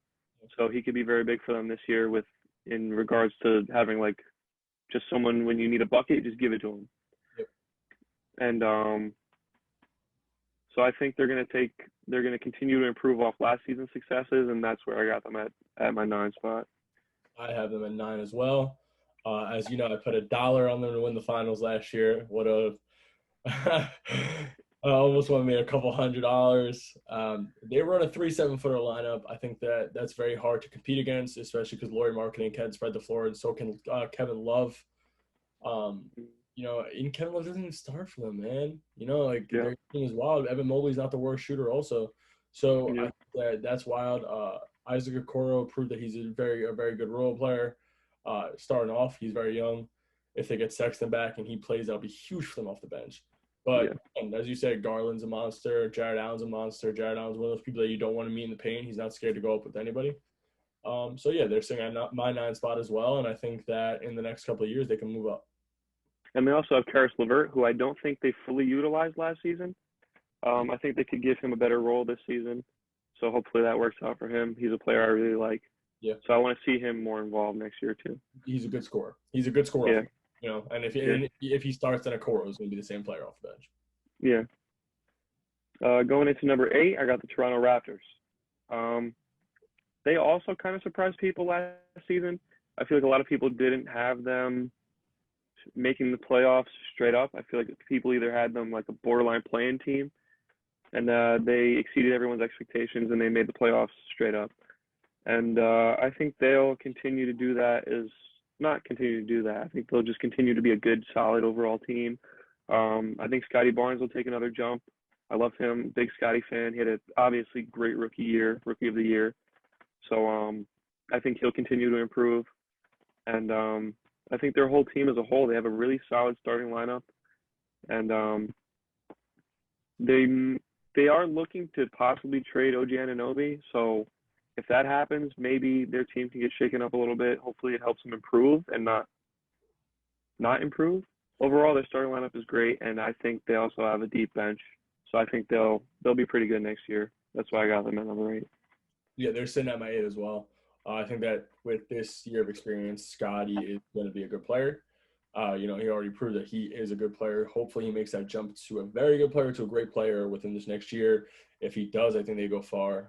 Gary Trent Jr., another big piece for them. Not a lot of people understand how good that player is.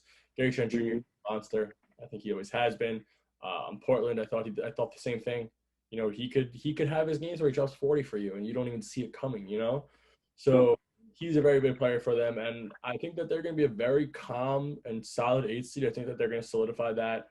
well before the playoff break, to be honest. I think if, depending on how the Cavs go, I don't think any teams are going to come close to their record for the 8 seed. I know it's weird to say that, but I think that they're going to solidify their role at the 8 seed. I agree with that. And going into number seven, I got the Brooklyn Nets. This one's a little tough because I don't think they'll be the seventh seed in the East if their roster stays the way it is right now. The reason I have them at seven is because basically these top seven teams, I just have them a tier above everybody else. So it's like if the team stays together, I think they'll be higher than seven. But it's just the fact that this team, how it is right now, might not stay together, obviously, with the situation. So it was just tough to gauge. Um, but if they stay together, I could see them being much better than seven. But just with everything going on, it's hard to put them higher than that. So at my seven, way off what you just said, I got the Atlanta Hawks. I think Dewante's gonna be a big piece for them. I think that losing Gallinari is big for them. I think that losing Herder was a little big for them. They did keep Bogdanovich, Capella, and Collins, which is pretty big with Dewante. So I think with Dewante, they'll be able to make a good run. I think they lost a lot of bench players there. Hopefully, DeAndre Hunter comes back healthy. If he does, I think that they're going to be even better. But for now, I'm going to leave them at a comfortable seven. So that's perfect because I have them at my six. So similar to what you said, I think DeJounte is going to be huge for them. He's going to help them out a lot. They did lose Herder and Gallinari, but they also drafted AJ Griffin, like we talked about earlier. I think he's gonna be able to come in and fill in a Herder type role pretty well, especially with the playmaking of those two guards, Trae Young and Dejounte.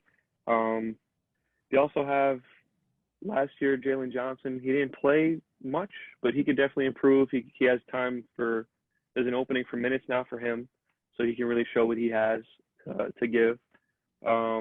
They also have the guys that they got in that trade. Who was it again? Justin Holiday and who's the other one? Was it Mo Harkless? Oh yeah, Mo Harkless is not great, but Justin Holiday will be a solid role player for them. Yeah. So I think they're really going to prove that they have the potential to be one of the best teams in the East, 100%. So that's why I got them at my six. At my six, I have a team that did worse than everybody projected them to last year. That's why I'm putting them here. I have Philadelphia. Philadelphia 76ers are at my six because of Harden last year. I know that you're a big Harden stan. I'm not saying he's a bad player. I think that depending on how he plays this year, especially with the injury that he's dealing with last year, um, I don't. If he plays the same way, I don't see him going anywhere further than the six, possibly the five or four. That's it. I don't see them being a top three team next year with injuries if he plays the same way. I know Melton's going to be a spark plug, and I think that'll help them in the playoffs. But I think that Joel Embiid's going to go one or two ways. He's either going to be upset that he didn't get the MVP last year and go on a revenge tour, or he's going to be upset and let it get to him. And I think that Toby Harris is getting a little washed up at this point. And, I think that they're going to sit, anywhere from a 6 to a 4 seed at this point, to be honest. But I'm going to put them at my 6 seed for now. And I know these are early power rankings, so it doesn't really mean much now. But looking at where their roster's at right now, I'm going to keep them at my 6. Okay, so there's a lot of things I don't really fully agree with there, but I'll touch on it when I get to where I have the Sixers in my list. So coming in at number five, I have the Chicago Bulls. Um, they were pretty good last season. They had a really good team, really really good all around team. Um, they kept everybody pretty much, and only really added to that. We talked about it earlier with Dragic and Andre Drummond. I think Andre Drummond, like we spoke about, is going to be really good for them. He's going to really help them on defense. Um, but yeah, the thing that gets me with them is Lonzo's health.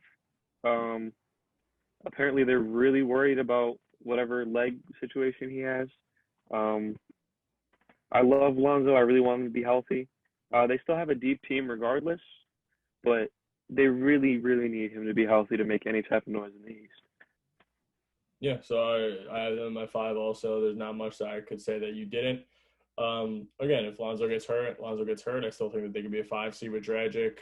And even Kobe White, if they don't move Kobe White, I know there have been talks about him wanting or them wanting to trade him. But again, Drummond and Dragic add the depth that they need to be a 5 seed and Yeah, possibly go in the playoffs. But I'm going to keep them at my 5 as well. yeah. Coming in at number 4 for me, I got the Miami Heat. Um,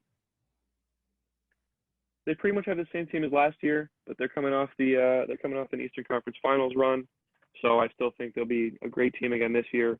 They did lose PJ Tucker, which might hurt them a little bit, but as we spoke about earlier, they got Jovic too, so that's really going to help them on offense. Um, yeah, I think they'll just be a solid overall team, one of the higher seeds in the East. Yeah, I agree with that. I have them at my 4 as well. I think that they prove that they're already that team. I think that they could add one more star to be the team in the East to beat. Right now, they're not that. I know that Jimmy, Ty Hero, and Ty Hero could even take that jump for them to be that team. If Oladipo stays healthy, I think that they're going to be very comfortable in their position, and I think that they're going to have a pretty easy playoff run again. And the East is competitive, but I think again, if they stay healthy, if Oladipo stays healthy, and if Ty Hero takes that one step up, they could have an easy run back to the Eastern Conference Finals again. Yep, I fully agree with that. Coming in at number 3, I'm going to go with the Boston Celtics. I know they're just coming off the finals run, but the two teams ahead of them, I think are better. They beat the Bucks, but the Bucks weren't fully healthy. But they did get Gallinari and they did get Brogdon. We're going to be huge for them. They didn't give up any of their like role players that they played all last season. They're going to be really good team. Um, but I don't really know if they just have what it takes to really make it back to that finals type run situation. Interesting. My 3 seed, I got the Nets. I got the Nets if they stay together because as of right now, it's looking like that because since Gobert broke the trade market, you know, it's not looking like KD's going anywhere anytime soon. And I think even if Kyrie does, it's not going to make that much of a difference. I mean, it's going to make a difference. It's going to. I don't mean to say that, but I think that if Kyrie goes, they throw Ben Simmons back at the 1, and if TJ Warren comes back healthy, they put TJ Warren and KD at the 3 and 4, and I think that they'll still be an insane team.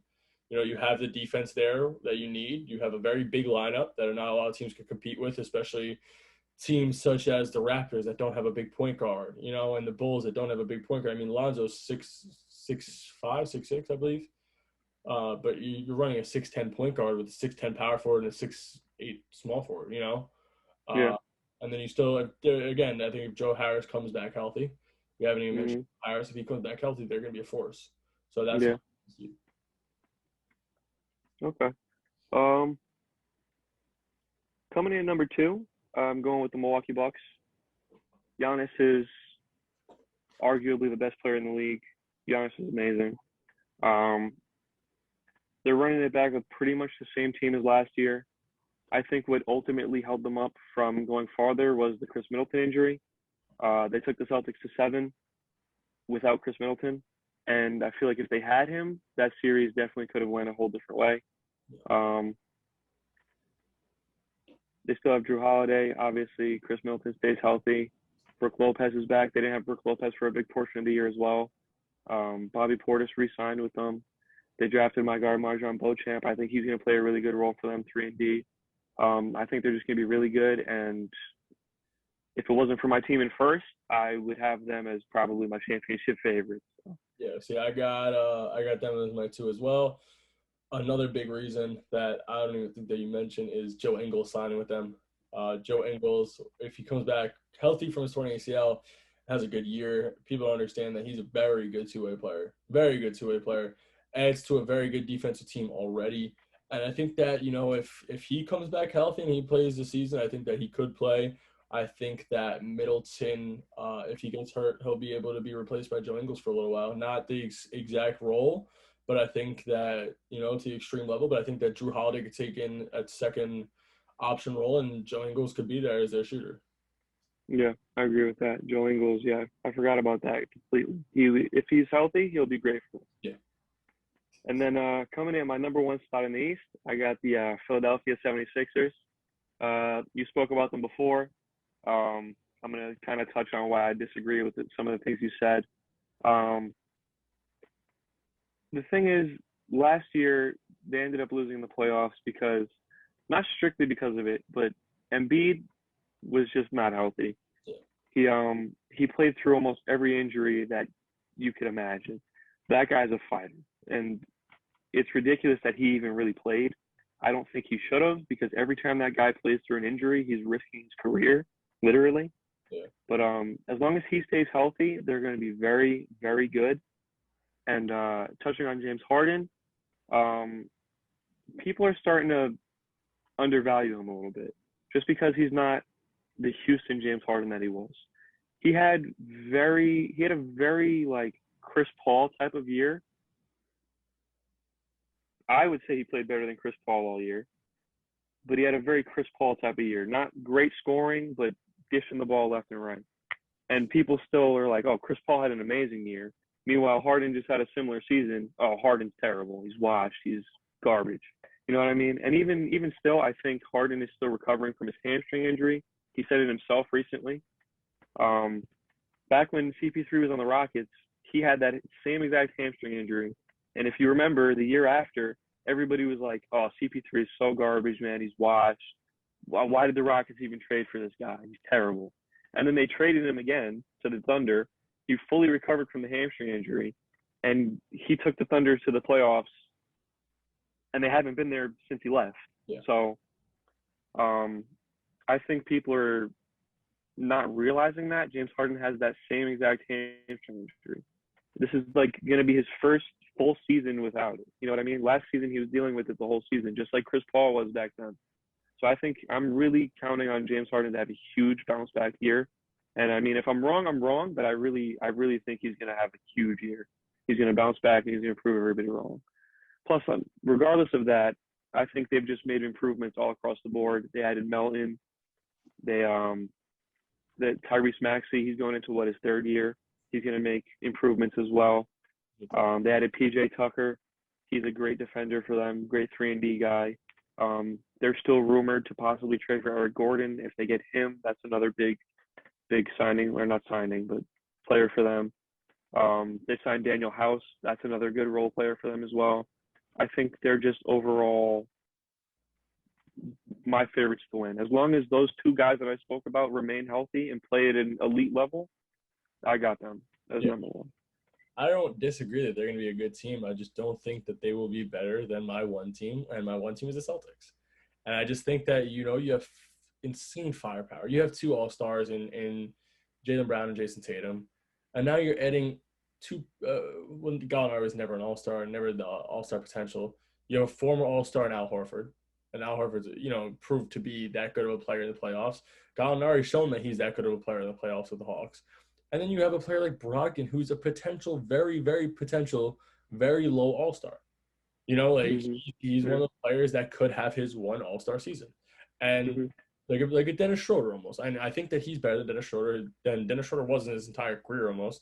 He's a good point guard. And, I understand injuries are there, but God forbid he goes down with injuries. They have Marcus Smart, and they still have Peyton Pritchard. They didn't lose anybody. You didn't lose anybody that played big minutes in the finals. You didn't lose anybody that played big minutes in the playoffs. You just gained two people that are going to do that for you regardless of what happens. You have a player that now, if Marcus Smart fails out, you're putting Malcolm Brogdon in the game. If Malcolm Brogdon fouls out, you're putting Marcus Smart in the game.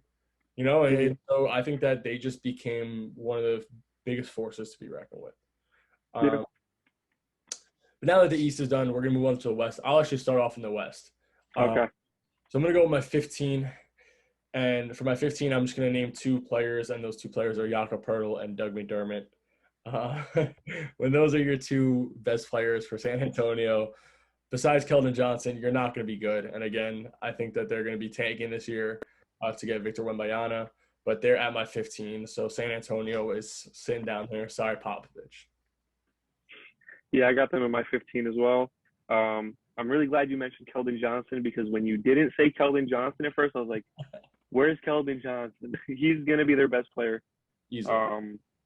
And it's just like, yeah, they got some good young guys with potential, but they really have no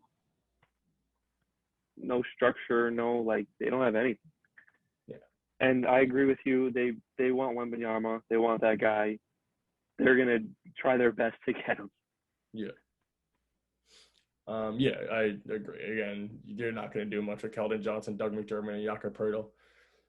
Like, you Yeah, can't. There's nothing you can do. it's not happening. So I'm going to move down to 14, and my 14 is the Rockets. Um, I think that this could be their last and best development year. I think Mhm. that they add the pieces this offseason to go into full development mode this year with KPJ, Jalen Green, Ty Ty, and Jabari Smith. And I think that they're going to go straight rebuild this year and possibly, if they get one or two more keys next year, be a playing team. Mhm. I agree with that. I don't have them at my 14. I'll speak on them when I get to them. But at my 14, I have the Jazz. Um, that's that's a very big like Wow. if. I only have them there because I'm anticipating Donovan Mitchell to 100% get traded. If he doesn't get traded, they'd be a lot higher. But I'm fully anticipating him getting traded. Um, if he gets traded, they really don't have anything to like because he's going to get traded for a package of young players, so they're going to go full tank, full development mode. They'll probably trade off Conley and all their other role players as well to try and get more picks, more young guys. So I really don't see them really making any noise. That Gobert trade, I feel like, kind of sealed it for them. I don't think that team that they have right now is going to make any noise in the playoffs with Donovan Mitchell. And yeah, that's where I got them. All right, that's interesting. Yeah, they're not even in my worst. They're up there for me, so that's going to be interesting when we get there. We'll move on to 13 for now. 13 is Sacramento. Really wanted to put Sacramento higher this year with the offseason moves they made. I like Monk and I like Harder for them. What I don't like for them is player development. And I don't think they like that for them either because they just locked up De'Aaron Fox, hasn't done much. You have Sabonis, who's proved that he's an all-star caliber player, and even last year he didn't do much for them. So I'm hoping, I hope that they're not the 13 seed, but for now, just because of how bad their player development has been, I'm putting them at my 13. Okay.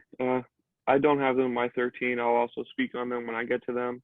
At my 13, I have the Oklahoma City Thunder. Um, I like what they're doing. They're kind of going towards a certain structure. Shea is an amazing player. I think he's going to have a great year as long as he stays healthy and they don't like shut him down like they usually do. Um, Besides Shea, though, I don't really see huge like potential in their players. I love Josh Giddey. I'm a big Josh Giddey fan. But honestly, besides his like playmaking and ability to get to the rim, he's not a great shooter. He's not a great defender. But hopefully he takes that next step this year because I'd love to see him take it. I love him. They just re-signed Dort or extended Dort for 3 years, whatever. I think he's a good player, but again, he's nothing special. He's a good 3-and-D player. He's gotten his offense together a little more recently. Um, I'm not huge on Chet. A lot of people are huge on Chet. I'm not really. He had a good summer league, so I definitely see the potential there. But there's been plenty of players who have played great in summer league and then went to the real NBA and were just not good at all. So we'll see what happens with that. I still think he definitely has the potential, but they've got a lot of good young guys with potential. I just don't know if they fully get it all together this year to get higher than that on my list. I agree with you there. I actually have them at my 12, so they're one seed under. I have them doing the same thing that I think the Rockets will be doing. I think that they just have that one more piece that the Rockets don't. Mm-hmm. That Poku, Chet, Shea, and Giddy and one more year of development will be crazy for the team. You give them that 1 year, and I think that if they get another team that I think needs one more star, if again, if Chet doesn't pan out to be that player, I'm not very high on Chet either. But if he doesn't pan out to be that player, they would need one more star to move up. But if he does pan out to be that player, I think that they're fine right now. That one more development year will move them up, and for now they're sitting at my 12 seed. Yeah. At my 12, I have the Rockets. The Rockets and the Thunder are definitely interchangeable for me. I feel like they're in a very similar situation, like you just said. Um, the thing with me for the Rockets, I feel like they have a little more structure. Like they kind of know where they're going. Their like pieces are kind of set. You know what I mean? Yeah. So they're going forward with everybody having a little bit more chemistry. Like everybody's kind of knows what's going on. And there's been like I'm expecting a huge step from Kevin Porter Jr. I think Vegas has him as like the fourth best odds to win Most Improved Player. So that would be huge. I'm expecting that type of jump from him. Jalen Green, second year, I'm expecting that a big jump from him as well. Especially as we spoke about before, Christian Wood was killing the offense a lot of the times last year. So without him, those two guys are really going to have a lot more freedom to be able to do not whatever they want, but they're going to have a lot more freedom. And they still have Eric Gordon. That's a big vet presence if they don't trade him. That's my one thing about them and the Thunder is that they don't really have a lot of vet presence. So it's a lot of like just young guys just running all over the place. You know what I mean? Yeah. So, but yeah, I see them taking the next step. Apparently, Jayshawn Tate has also been taking huge improvements in his 3-point shooting, which is Okay. really his biggest weakness. So if he really starts hitting that 3-point shot, that's going to be really big for them as well. Plus, obviously, Jabari Smith, all the other rookies that they just drafted this year. Shengun is also expected to take another big step. So obviously, I probably have a little bit of bias here, but I'm expecting them to really getting it together and sitting at 12. All right. Yeah. Again, they are very interchangeable teams. I think they're heading down the same path, but I'm gonna move on to my 11, and my 11 might be a shocker to some people, and my 11 is the Grizzlies this year. Wow. The reason that I'm putting them here is it will make a little more sense when I get to my 10 to 8, I believe. But losing Kyle Anderson and losing Melton is huge for them off the bench. They did rely very heavily on their bench when Ja was not in the game. I know a lot of teams do, but they don't have that second star. I mean, Jaren Jackson Jr. is technically a second star. You could even say Jonas Valanciunas, but they don't have that legitimate second star that's going to give them as many points as they need. And they don't have the defense without Kyle Anderson, without Mel and Sparkplug. I don't think that they will be as good of a team as they were last year. Yeah, I definitely don't have them there. I have them a lot higher than that, so I'll speak on them when I get there. At my 11, I have the Kings. Um, I also really wanted to put them higher. I really, really wanted to put them in the play-in, but I just couldn't do it. They're not better than any of the teams I have above them. There's no way I couldn't put them over any of these guys. There's like a clear tier for me, and they're just the last team in this tier. Um, they made a lot of roster improvements, and that's why I really like. It sucks for me to not put them in the plan, Yeah. but they just they just don't have it. They just don't have it. And it sucks.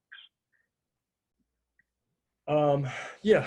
I mean, you know, I want to see a team succeed. And, you can't right now. I don't think that they're at that level. But I'm going to move down to my 10 seed. And this is if their star player stays healthy. I'm putting the Blazers. I think that if Dame stays healthy, his supporting cast is very, very, very good compared to what it has been.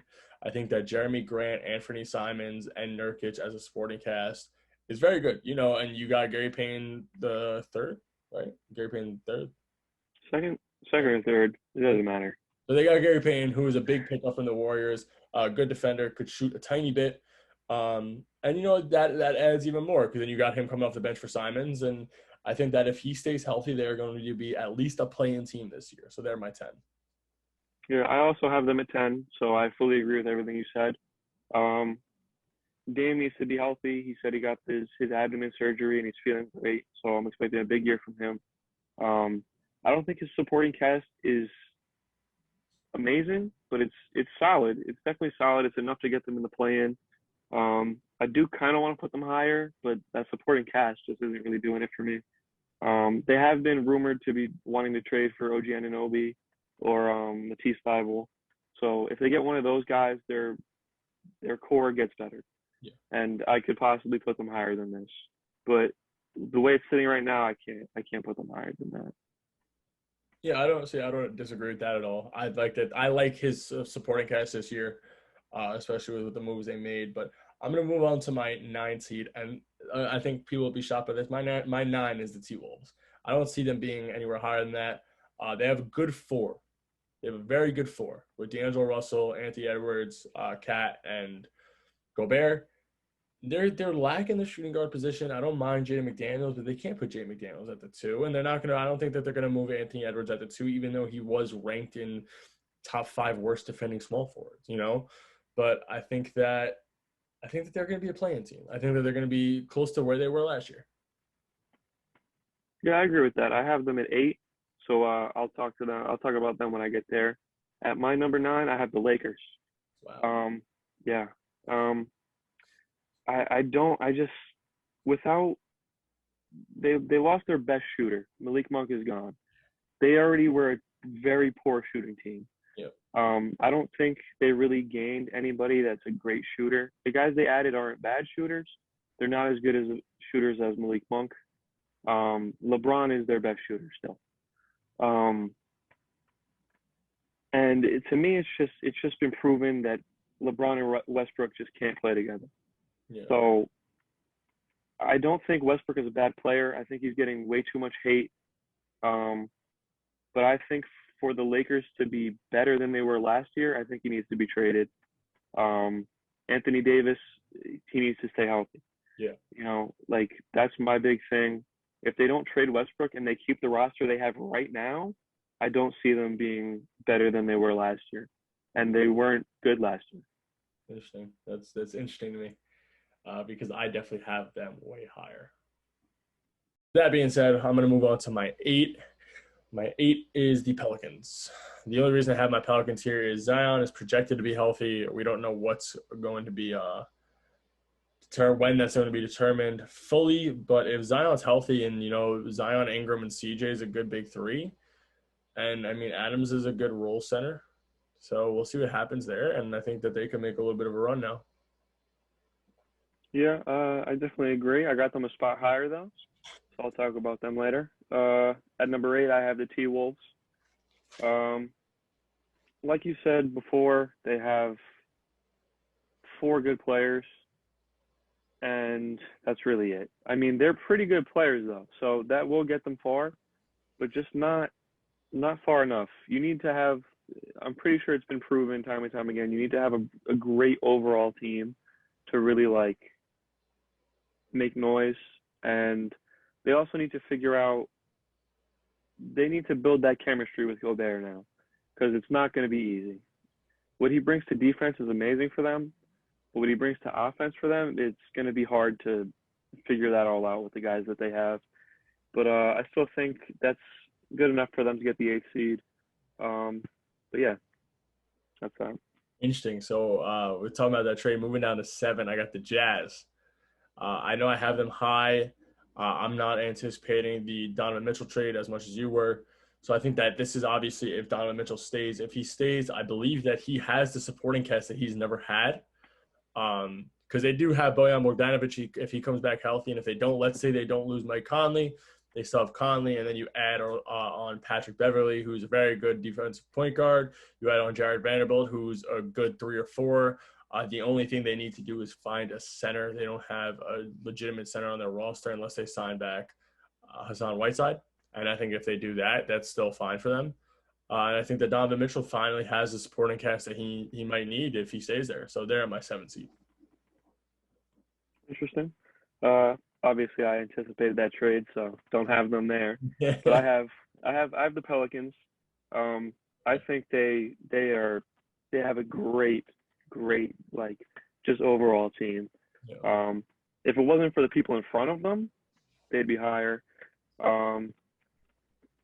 I think they redrafted Lonzo in Dyson Daniels, which was kind of what they were really missing last year. So as long as they give him that opportunity to really prove himself, I think he's going to be really solid for them. Obviously, they got CJ.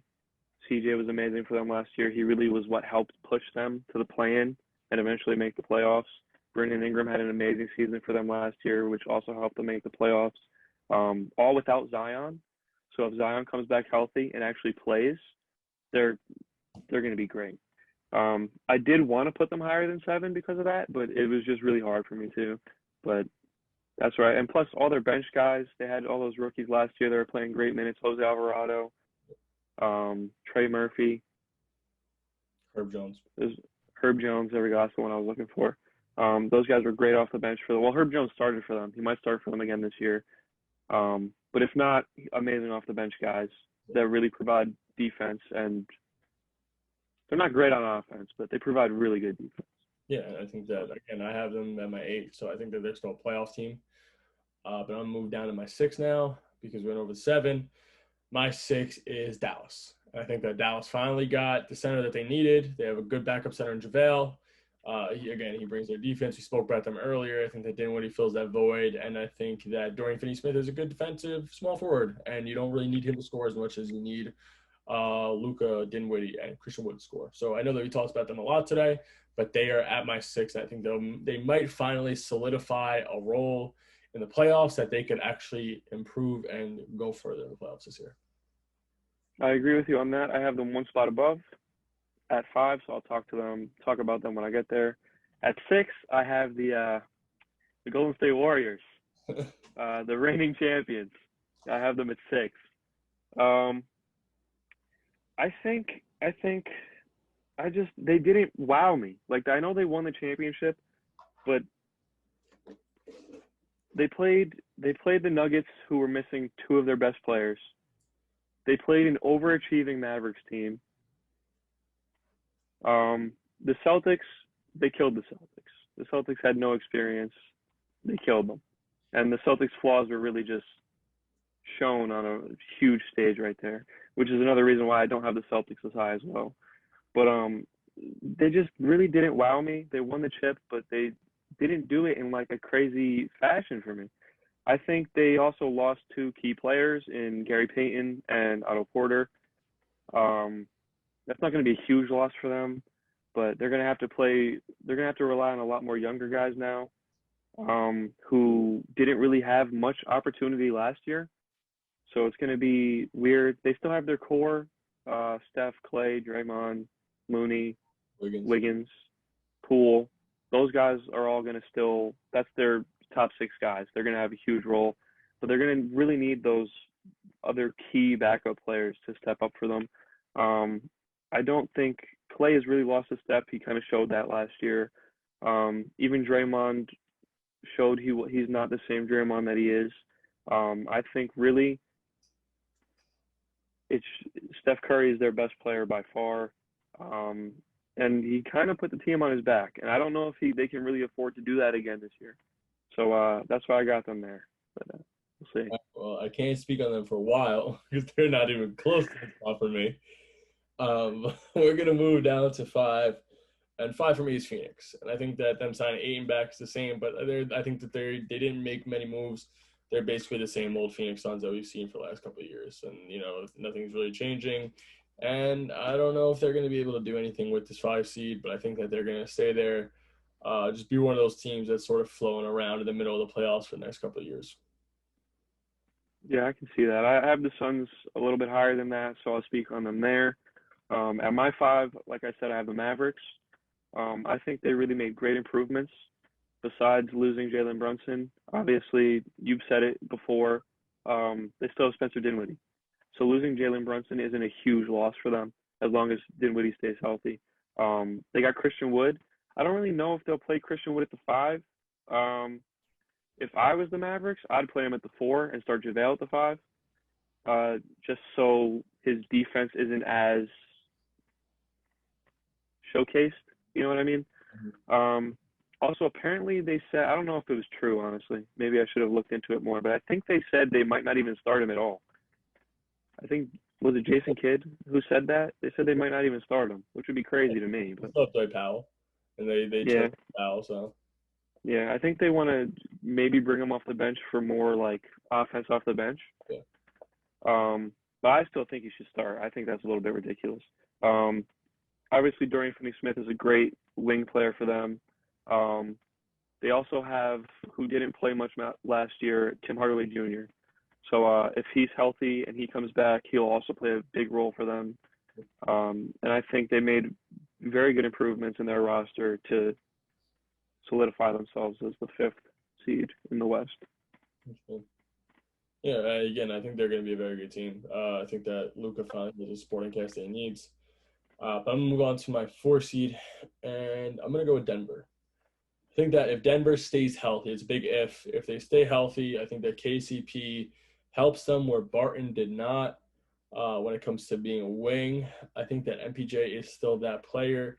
And I think that when MPJ and Jamal Murray come back, excuse me, I just dropped my pen. If they come back, they will fill the role of shooting that Aaron Gordon could not fill last year, um, Oh God.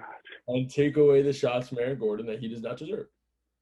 Yeah. Uh, and I think that, yeah, I think that they're going to be solid as long as they're all healthy and they prove that they could go to the Western Conference Finals, and I'm hoping they do again. But yeah, they're going to sit at my 4 seed. Yeah, I agree with a lot of that. I have them one spot higher. I have them as my three, so I'll speak about them then. At my four, I have the Memphis Grizzlies. Uh, Way higher than you had them. Yep. Um, I don't think they did lose those two key role players, but I don't think that's going to affect them as much as you think you said it will. They're obviously very good role players that they lost, but they weren't huge parts of their team. They still have Ja, they still have Desmond Bain, they still have Tyus Jones as their backup point guard, who's a very solid backup point guard, very underrated. They still got Dylan Brooks, Jaren Jackson. The only thing about Jaren Jackson is I believe he just had surgery, Yeah. so he needs to be healthy. Um, and then they have Steven Adams at five. Um, they drafted a few guys. Like I said before, I'm not too high on David Roddy, but if he pans out, he could be a decent player for them. Um, they drafted Jake LaRavia. I think he will be decent for them. That's a stretch forward, solid defensively. I think he'll be solid all around for them. But Ja's going to improve. They're all the young guys. I forgot to mention Zaire Williams too. Without Kyle Anderson, he'll have more of an improved role as well to really showcase why he was a top 10 pick. I think he was kind of working on that towards the end of the season as well. So I think all the young guys are going to continue to just improve upon their success from last year. Even though they were a 2 seed, I have them at four just because the guys ahead of them are either improved or stayed the same. So, All right. Yeah. I mean, listen, I think they're a good team. I had a little bit of a brain fart actually. Forgot that Jonas Valanciunas and Steven Adams had switched roles. So that was big for my decision oh making. man, I totally forgot about that. I don't know why. I knew that they were somewhere. I guess I didn't put the trade together in my mind going through everything else. So I got caught there. But I still don't think that they're going to be that high. So we're going to move on to the 3. And again, this is another big if, but if everybody's healthy, I'm going with the Clippers at my 3, especially with John Wall. We spoke about that earlier. So if John Wall, especially if he's coming off the bench, they're going to have a lot of firepower that other teams don't. And there's not much to say. We talked about a lot of it earlier. So they're going to be sitting at my 3. yeah, yeah, I have them a little bit higher than that, so I'll speak on them then. At my three, I have the Nuggets. So, like you said, Jamal Murray and Michael Porter Jr. coming back, I think that's going to be huge for them. Um, Jokic alone last year killed the league. Killed the league. If he had any kind of like solid secondary player to him, they could have ran the league. Yeah. So getting Jamal back is going to be huge in itself, and also getting Michael Porter Jr. back, it's going to be ridiculous. Especially as long as they stay healthy and play to their standards, I think they're going to be amazing, and that's why I got them at three. Yeah, I definitely think that they're going to be a good team. Again, I have them at 4, so I'm not too far off. Moving on to my 2, a lot lower than you have them. I have the Lakers. The reason I have the Lakers, I think that they got a decent supporting cast of free agents this year in Juan Toscano, Thomas Bryant, and Lonnie Walker. And I think that this year, again, it's going to be another injury situation. That's going to come down to like the 4 to the 2 to me is going to be injuries if LeBron and AD can stay healthy. I think that they'll give Westbrook a little bit of a sporting cast that Westbrook could actually play the 1 role more than just a scoring one. And I think that they could. I think that LeBron's gonna go for his revenge tour also, and I think that he's gonna, work his LeBron ways, and I think they're gonna go up to the 2 seed. I could see it happening. I just everything needs to be perfect for that to happen for Yeah, me. I agree, but But yeah. At my two, I have the Suns. Kind of like you said, they haven't really made much roster changes. They're kind of the same team as last year. Um, but they were an amazing regular season team last year, so I don't really see them dropping off too far. Um, I think they'll just run the league like they did last year. Maybe when it comes to playoff time, they might not, have as much success like they did this past season. They definitely should not have lost to the Mavericks. That was pretty embarrassing. And I would take that pretty personally. And so hopefully they use that as motivation and don't let that happen again. Yeah, and I have them in my top five, and I don't think that they're gonna be up to par with my top four. I think that they're just gonna be a regular season team. Maybe if they get up to that two seed again, they can. But they're gonna stay at my five. But moving on to my one, I got the Golden State Warriors. I think that again, the team is just unstoppable, man. I understand what you said with Gary Payne and Otto Porter, and the reason they lost them is to clear cap space. I believe they made like $20 million almost in cap space around there, from just losing them two players. And they added two players that are around the same. They added Dante DiVincenzo and JaMychal Green, who fill those two roles. You add Dante DiVincenzo, who is a gritty shooting guard who fills that role of Gary Payne, who's a better offensive player. And you got JaMychal Green, who might not be as good defensively as Otto, but he proved with Denver last year that he could have his 15 to 20 point games. So he could be a little bit of a spark off the bench for them. And you got to remember, they still got. I know that a lot of people don't like him. But they still have Nemanja Bjelica, who he had his time in the playoffs. They still have Curry, Poole. They didn't utilize Moses Moody, James Wiseman, who was injured, and Kuminga in the playoffs, and they have all three of them in the development system right now. And again, we've seen how good that team is at developing players. That those three players have nowhere to go but up, unless James Wiseman can't stay healthy. But Kuminga and Moody have the whole world for them right now. Mm-hmm. So I think that if those two players develop the way that they want them to, I think that the team's going to be unstoppable again. I could see it happening. I'm obviously lower on them than other people, but obviously they're a good team. And at my number one, I got the Los Angeles Clippers. Obviously, a big part of it is health. They have their big three: John Wall, Paul George, Kawhi, are three of the possibly most injury-prone players in the league. So it really all does come down to health. Yeah, But as long as they stay healthy, not only is their starting lineup great, but their backups are also great. Like they have Norman Powell, Robert Covington, nice man. whoever starts between Reggie Jackson and John Wall. Like they, if they're healthy and they don't make the finals, I don't know what they did wrong. Yeah, Like as long as they're healthy, they're set up to make the finals. Not with ease, but they should easily be the favorites. I definitely agree. I definitely agree. Well, that is all we have today. It was very long and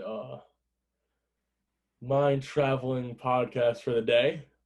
But if you stuck it out, thank you guys for watching the A&E podcast, and we hope to see you guys very soon. Maybe not with a sports topic, but we'll see what happens. Thank you guys, and peace out.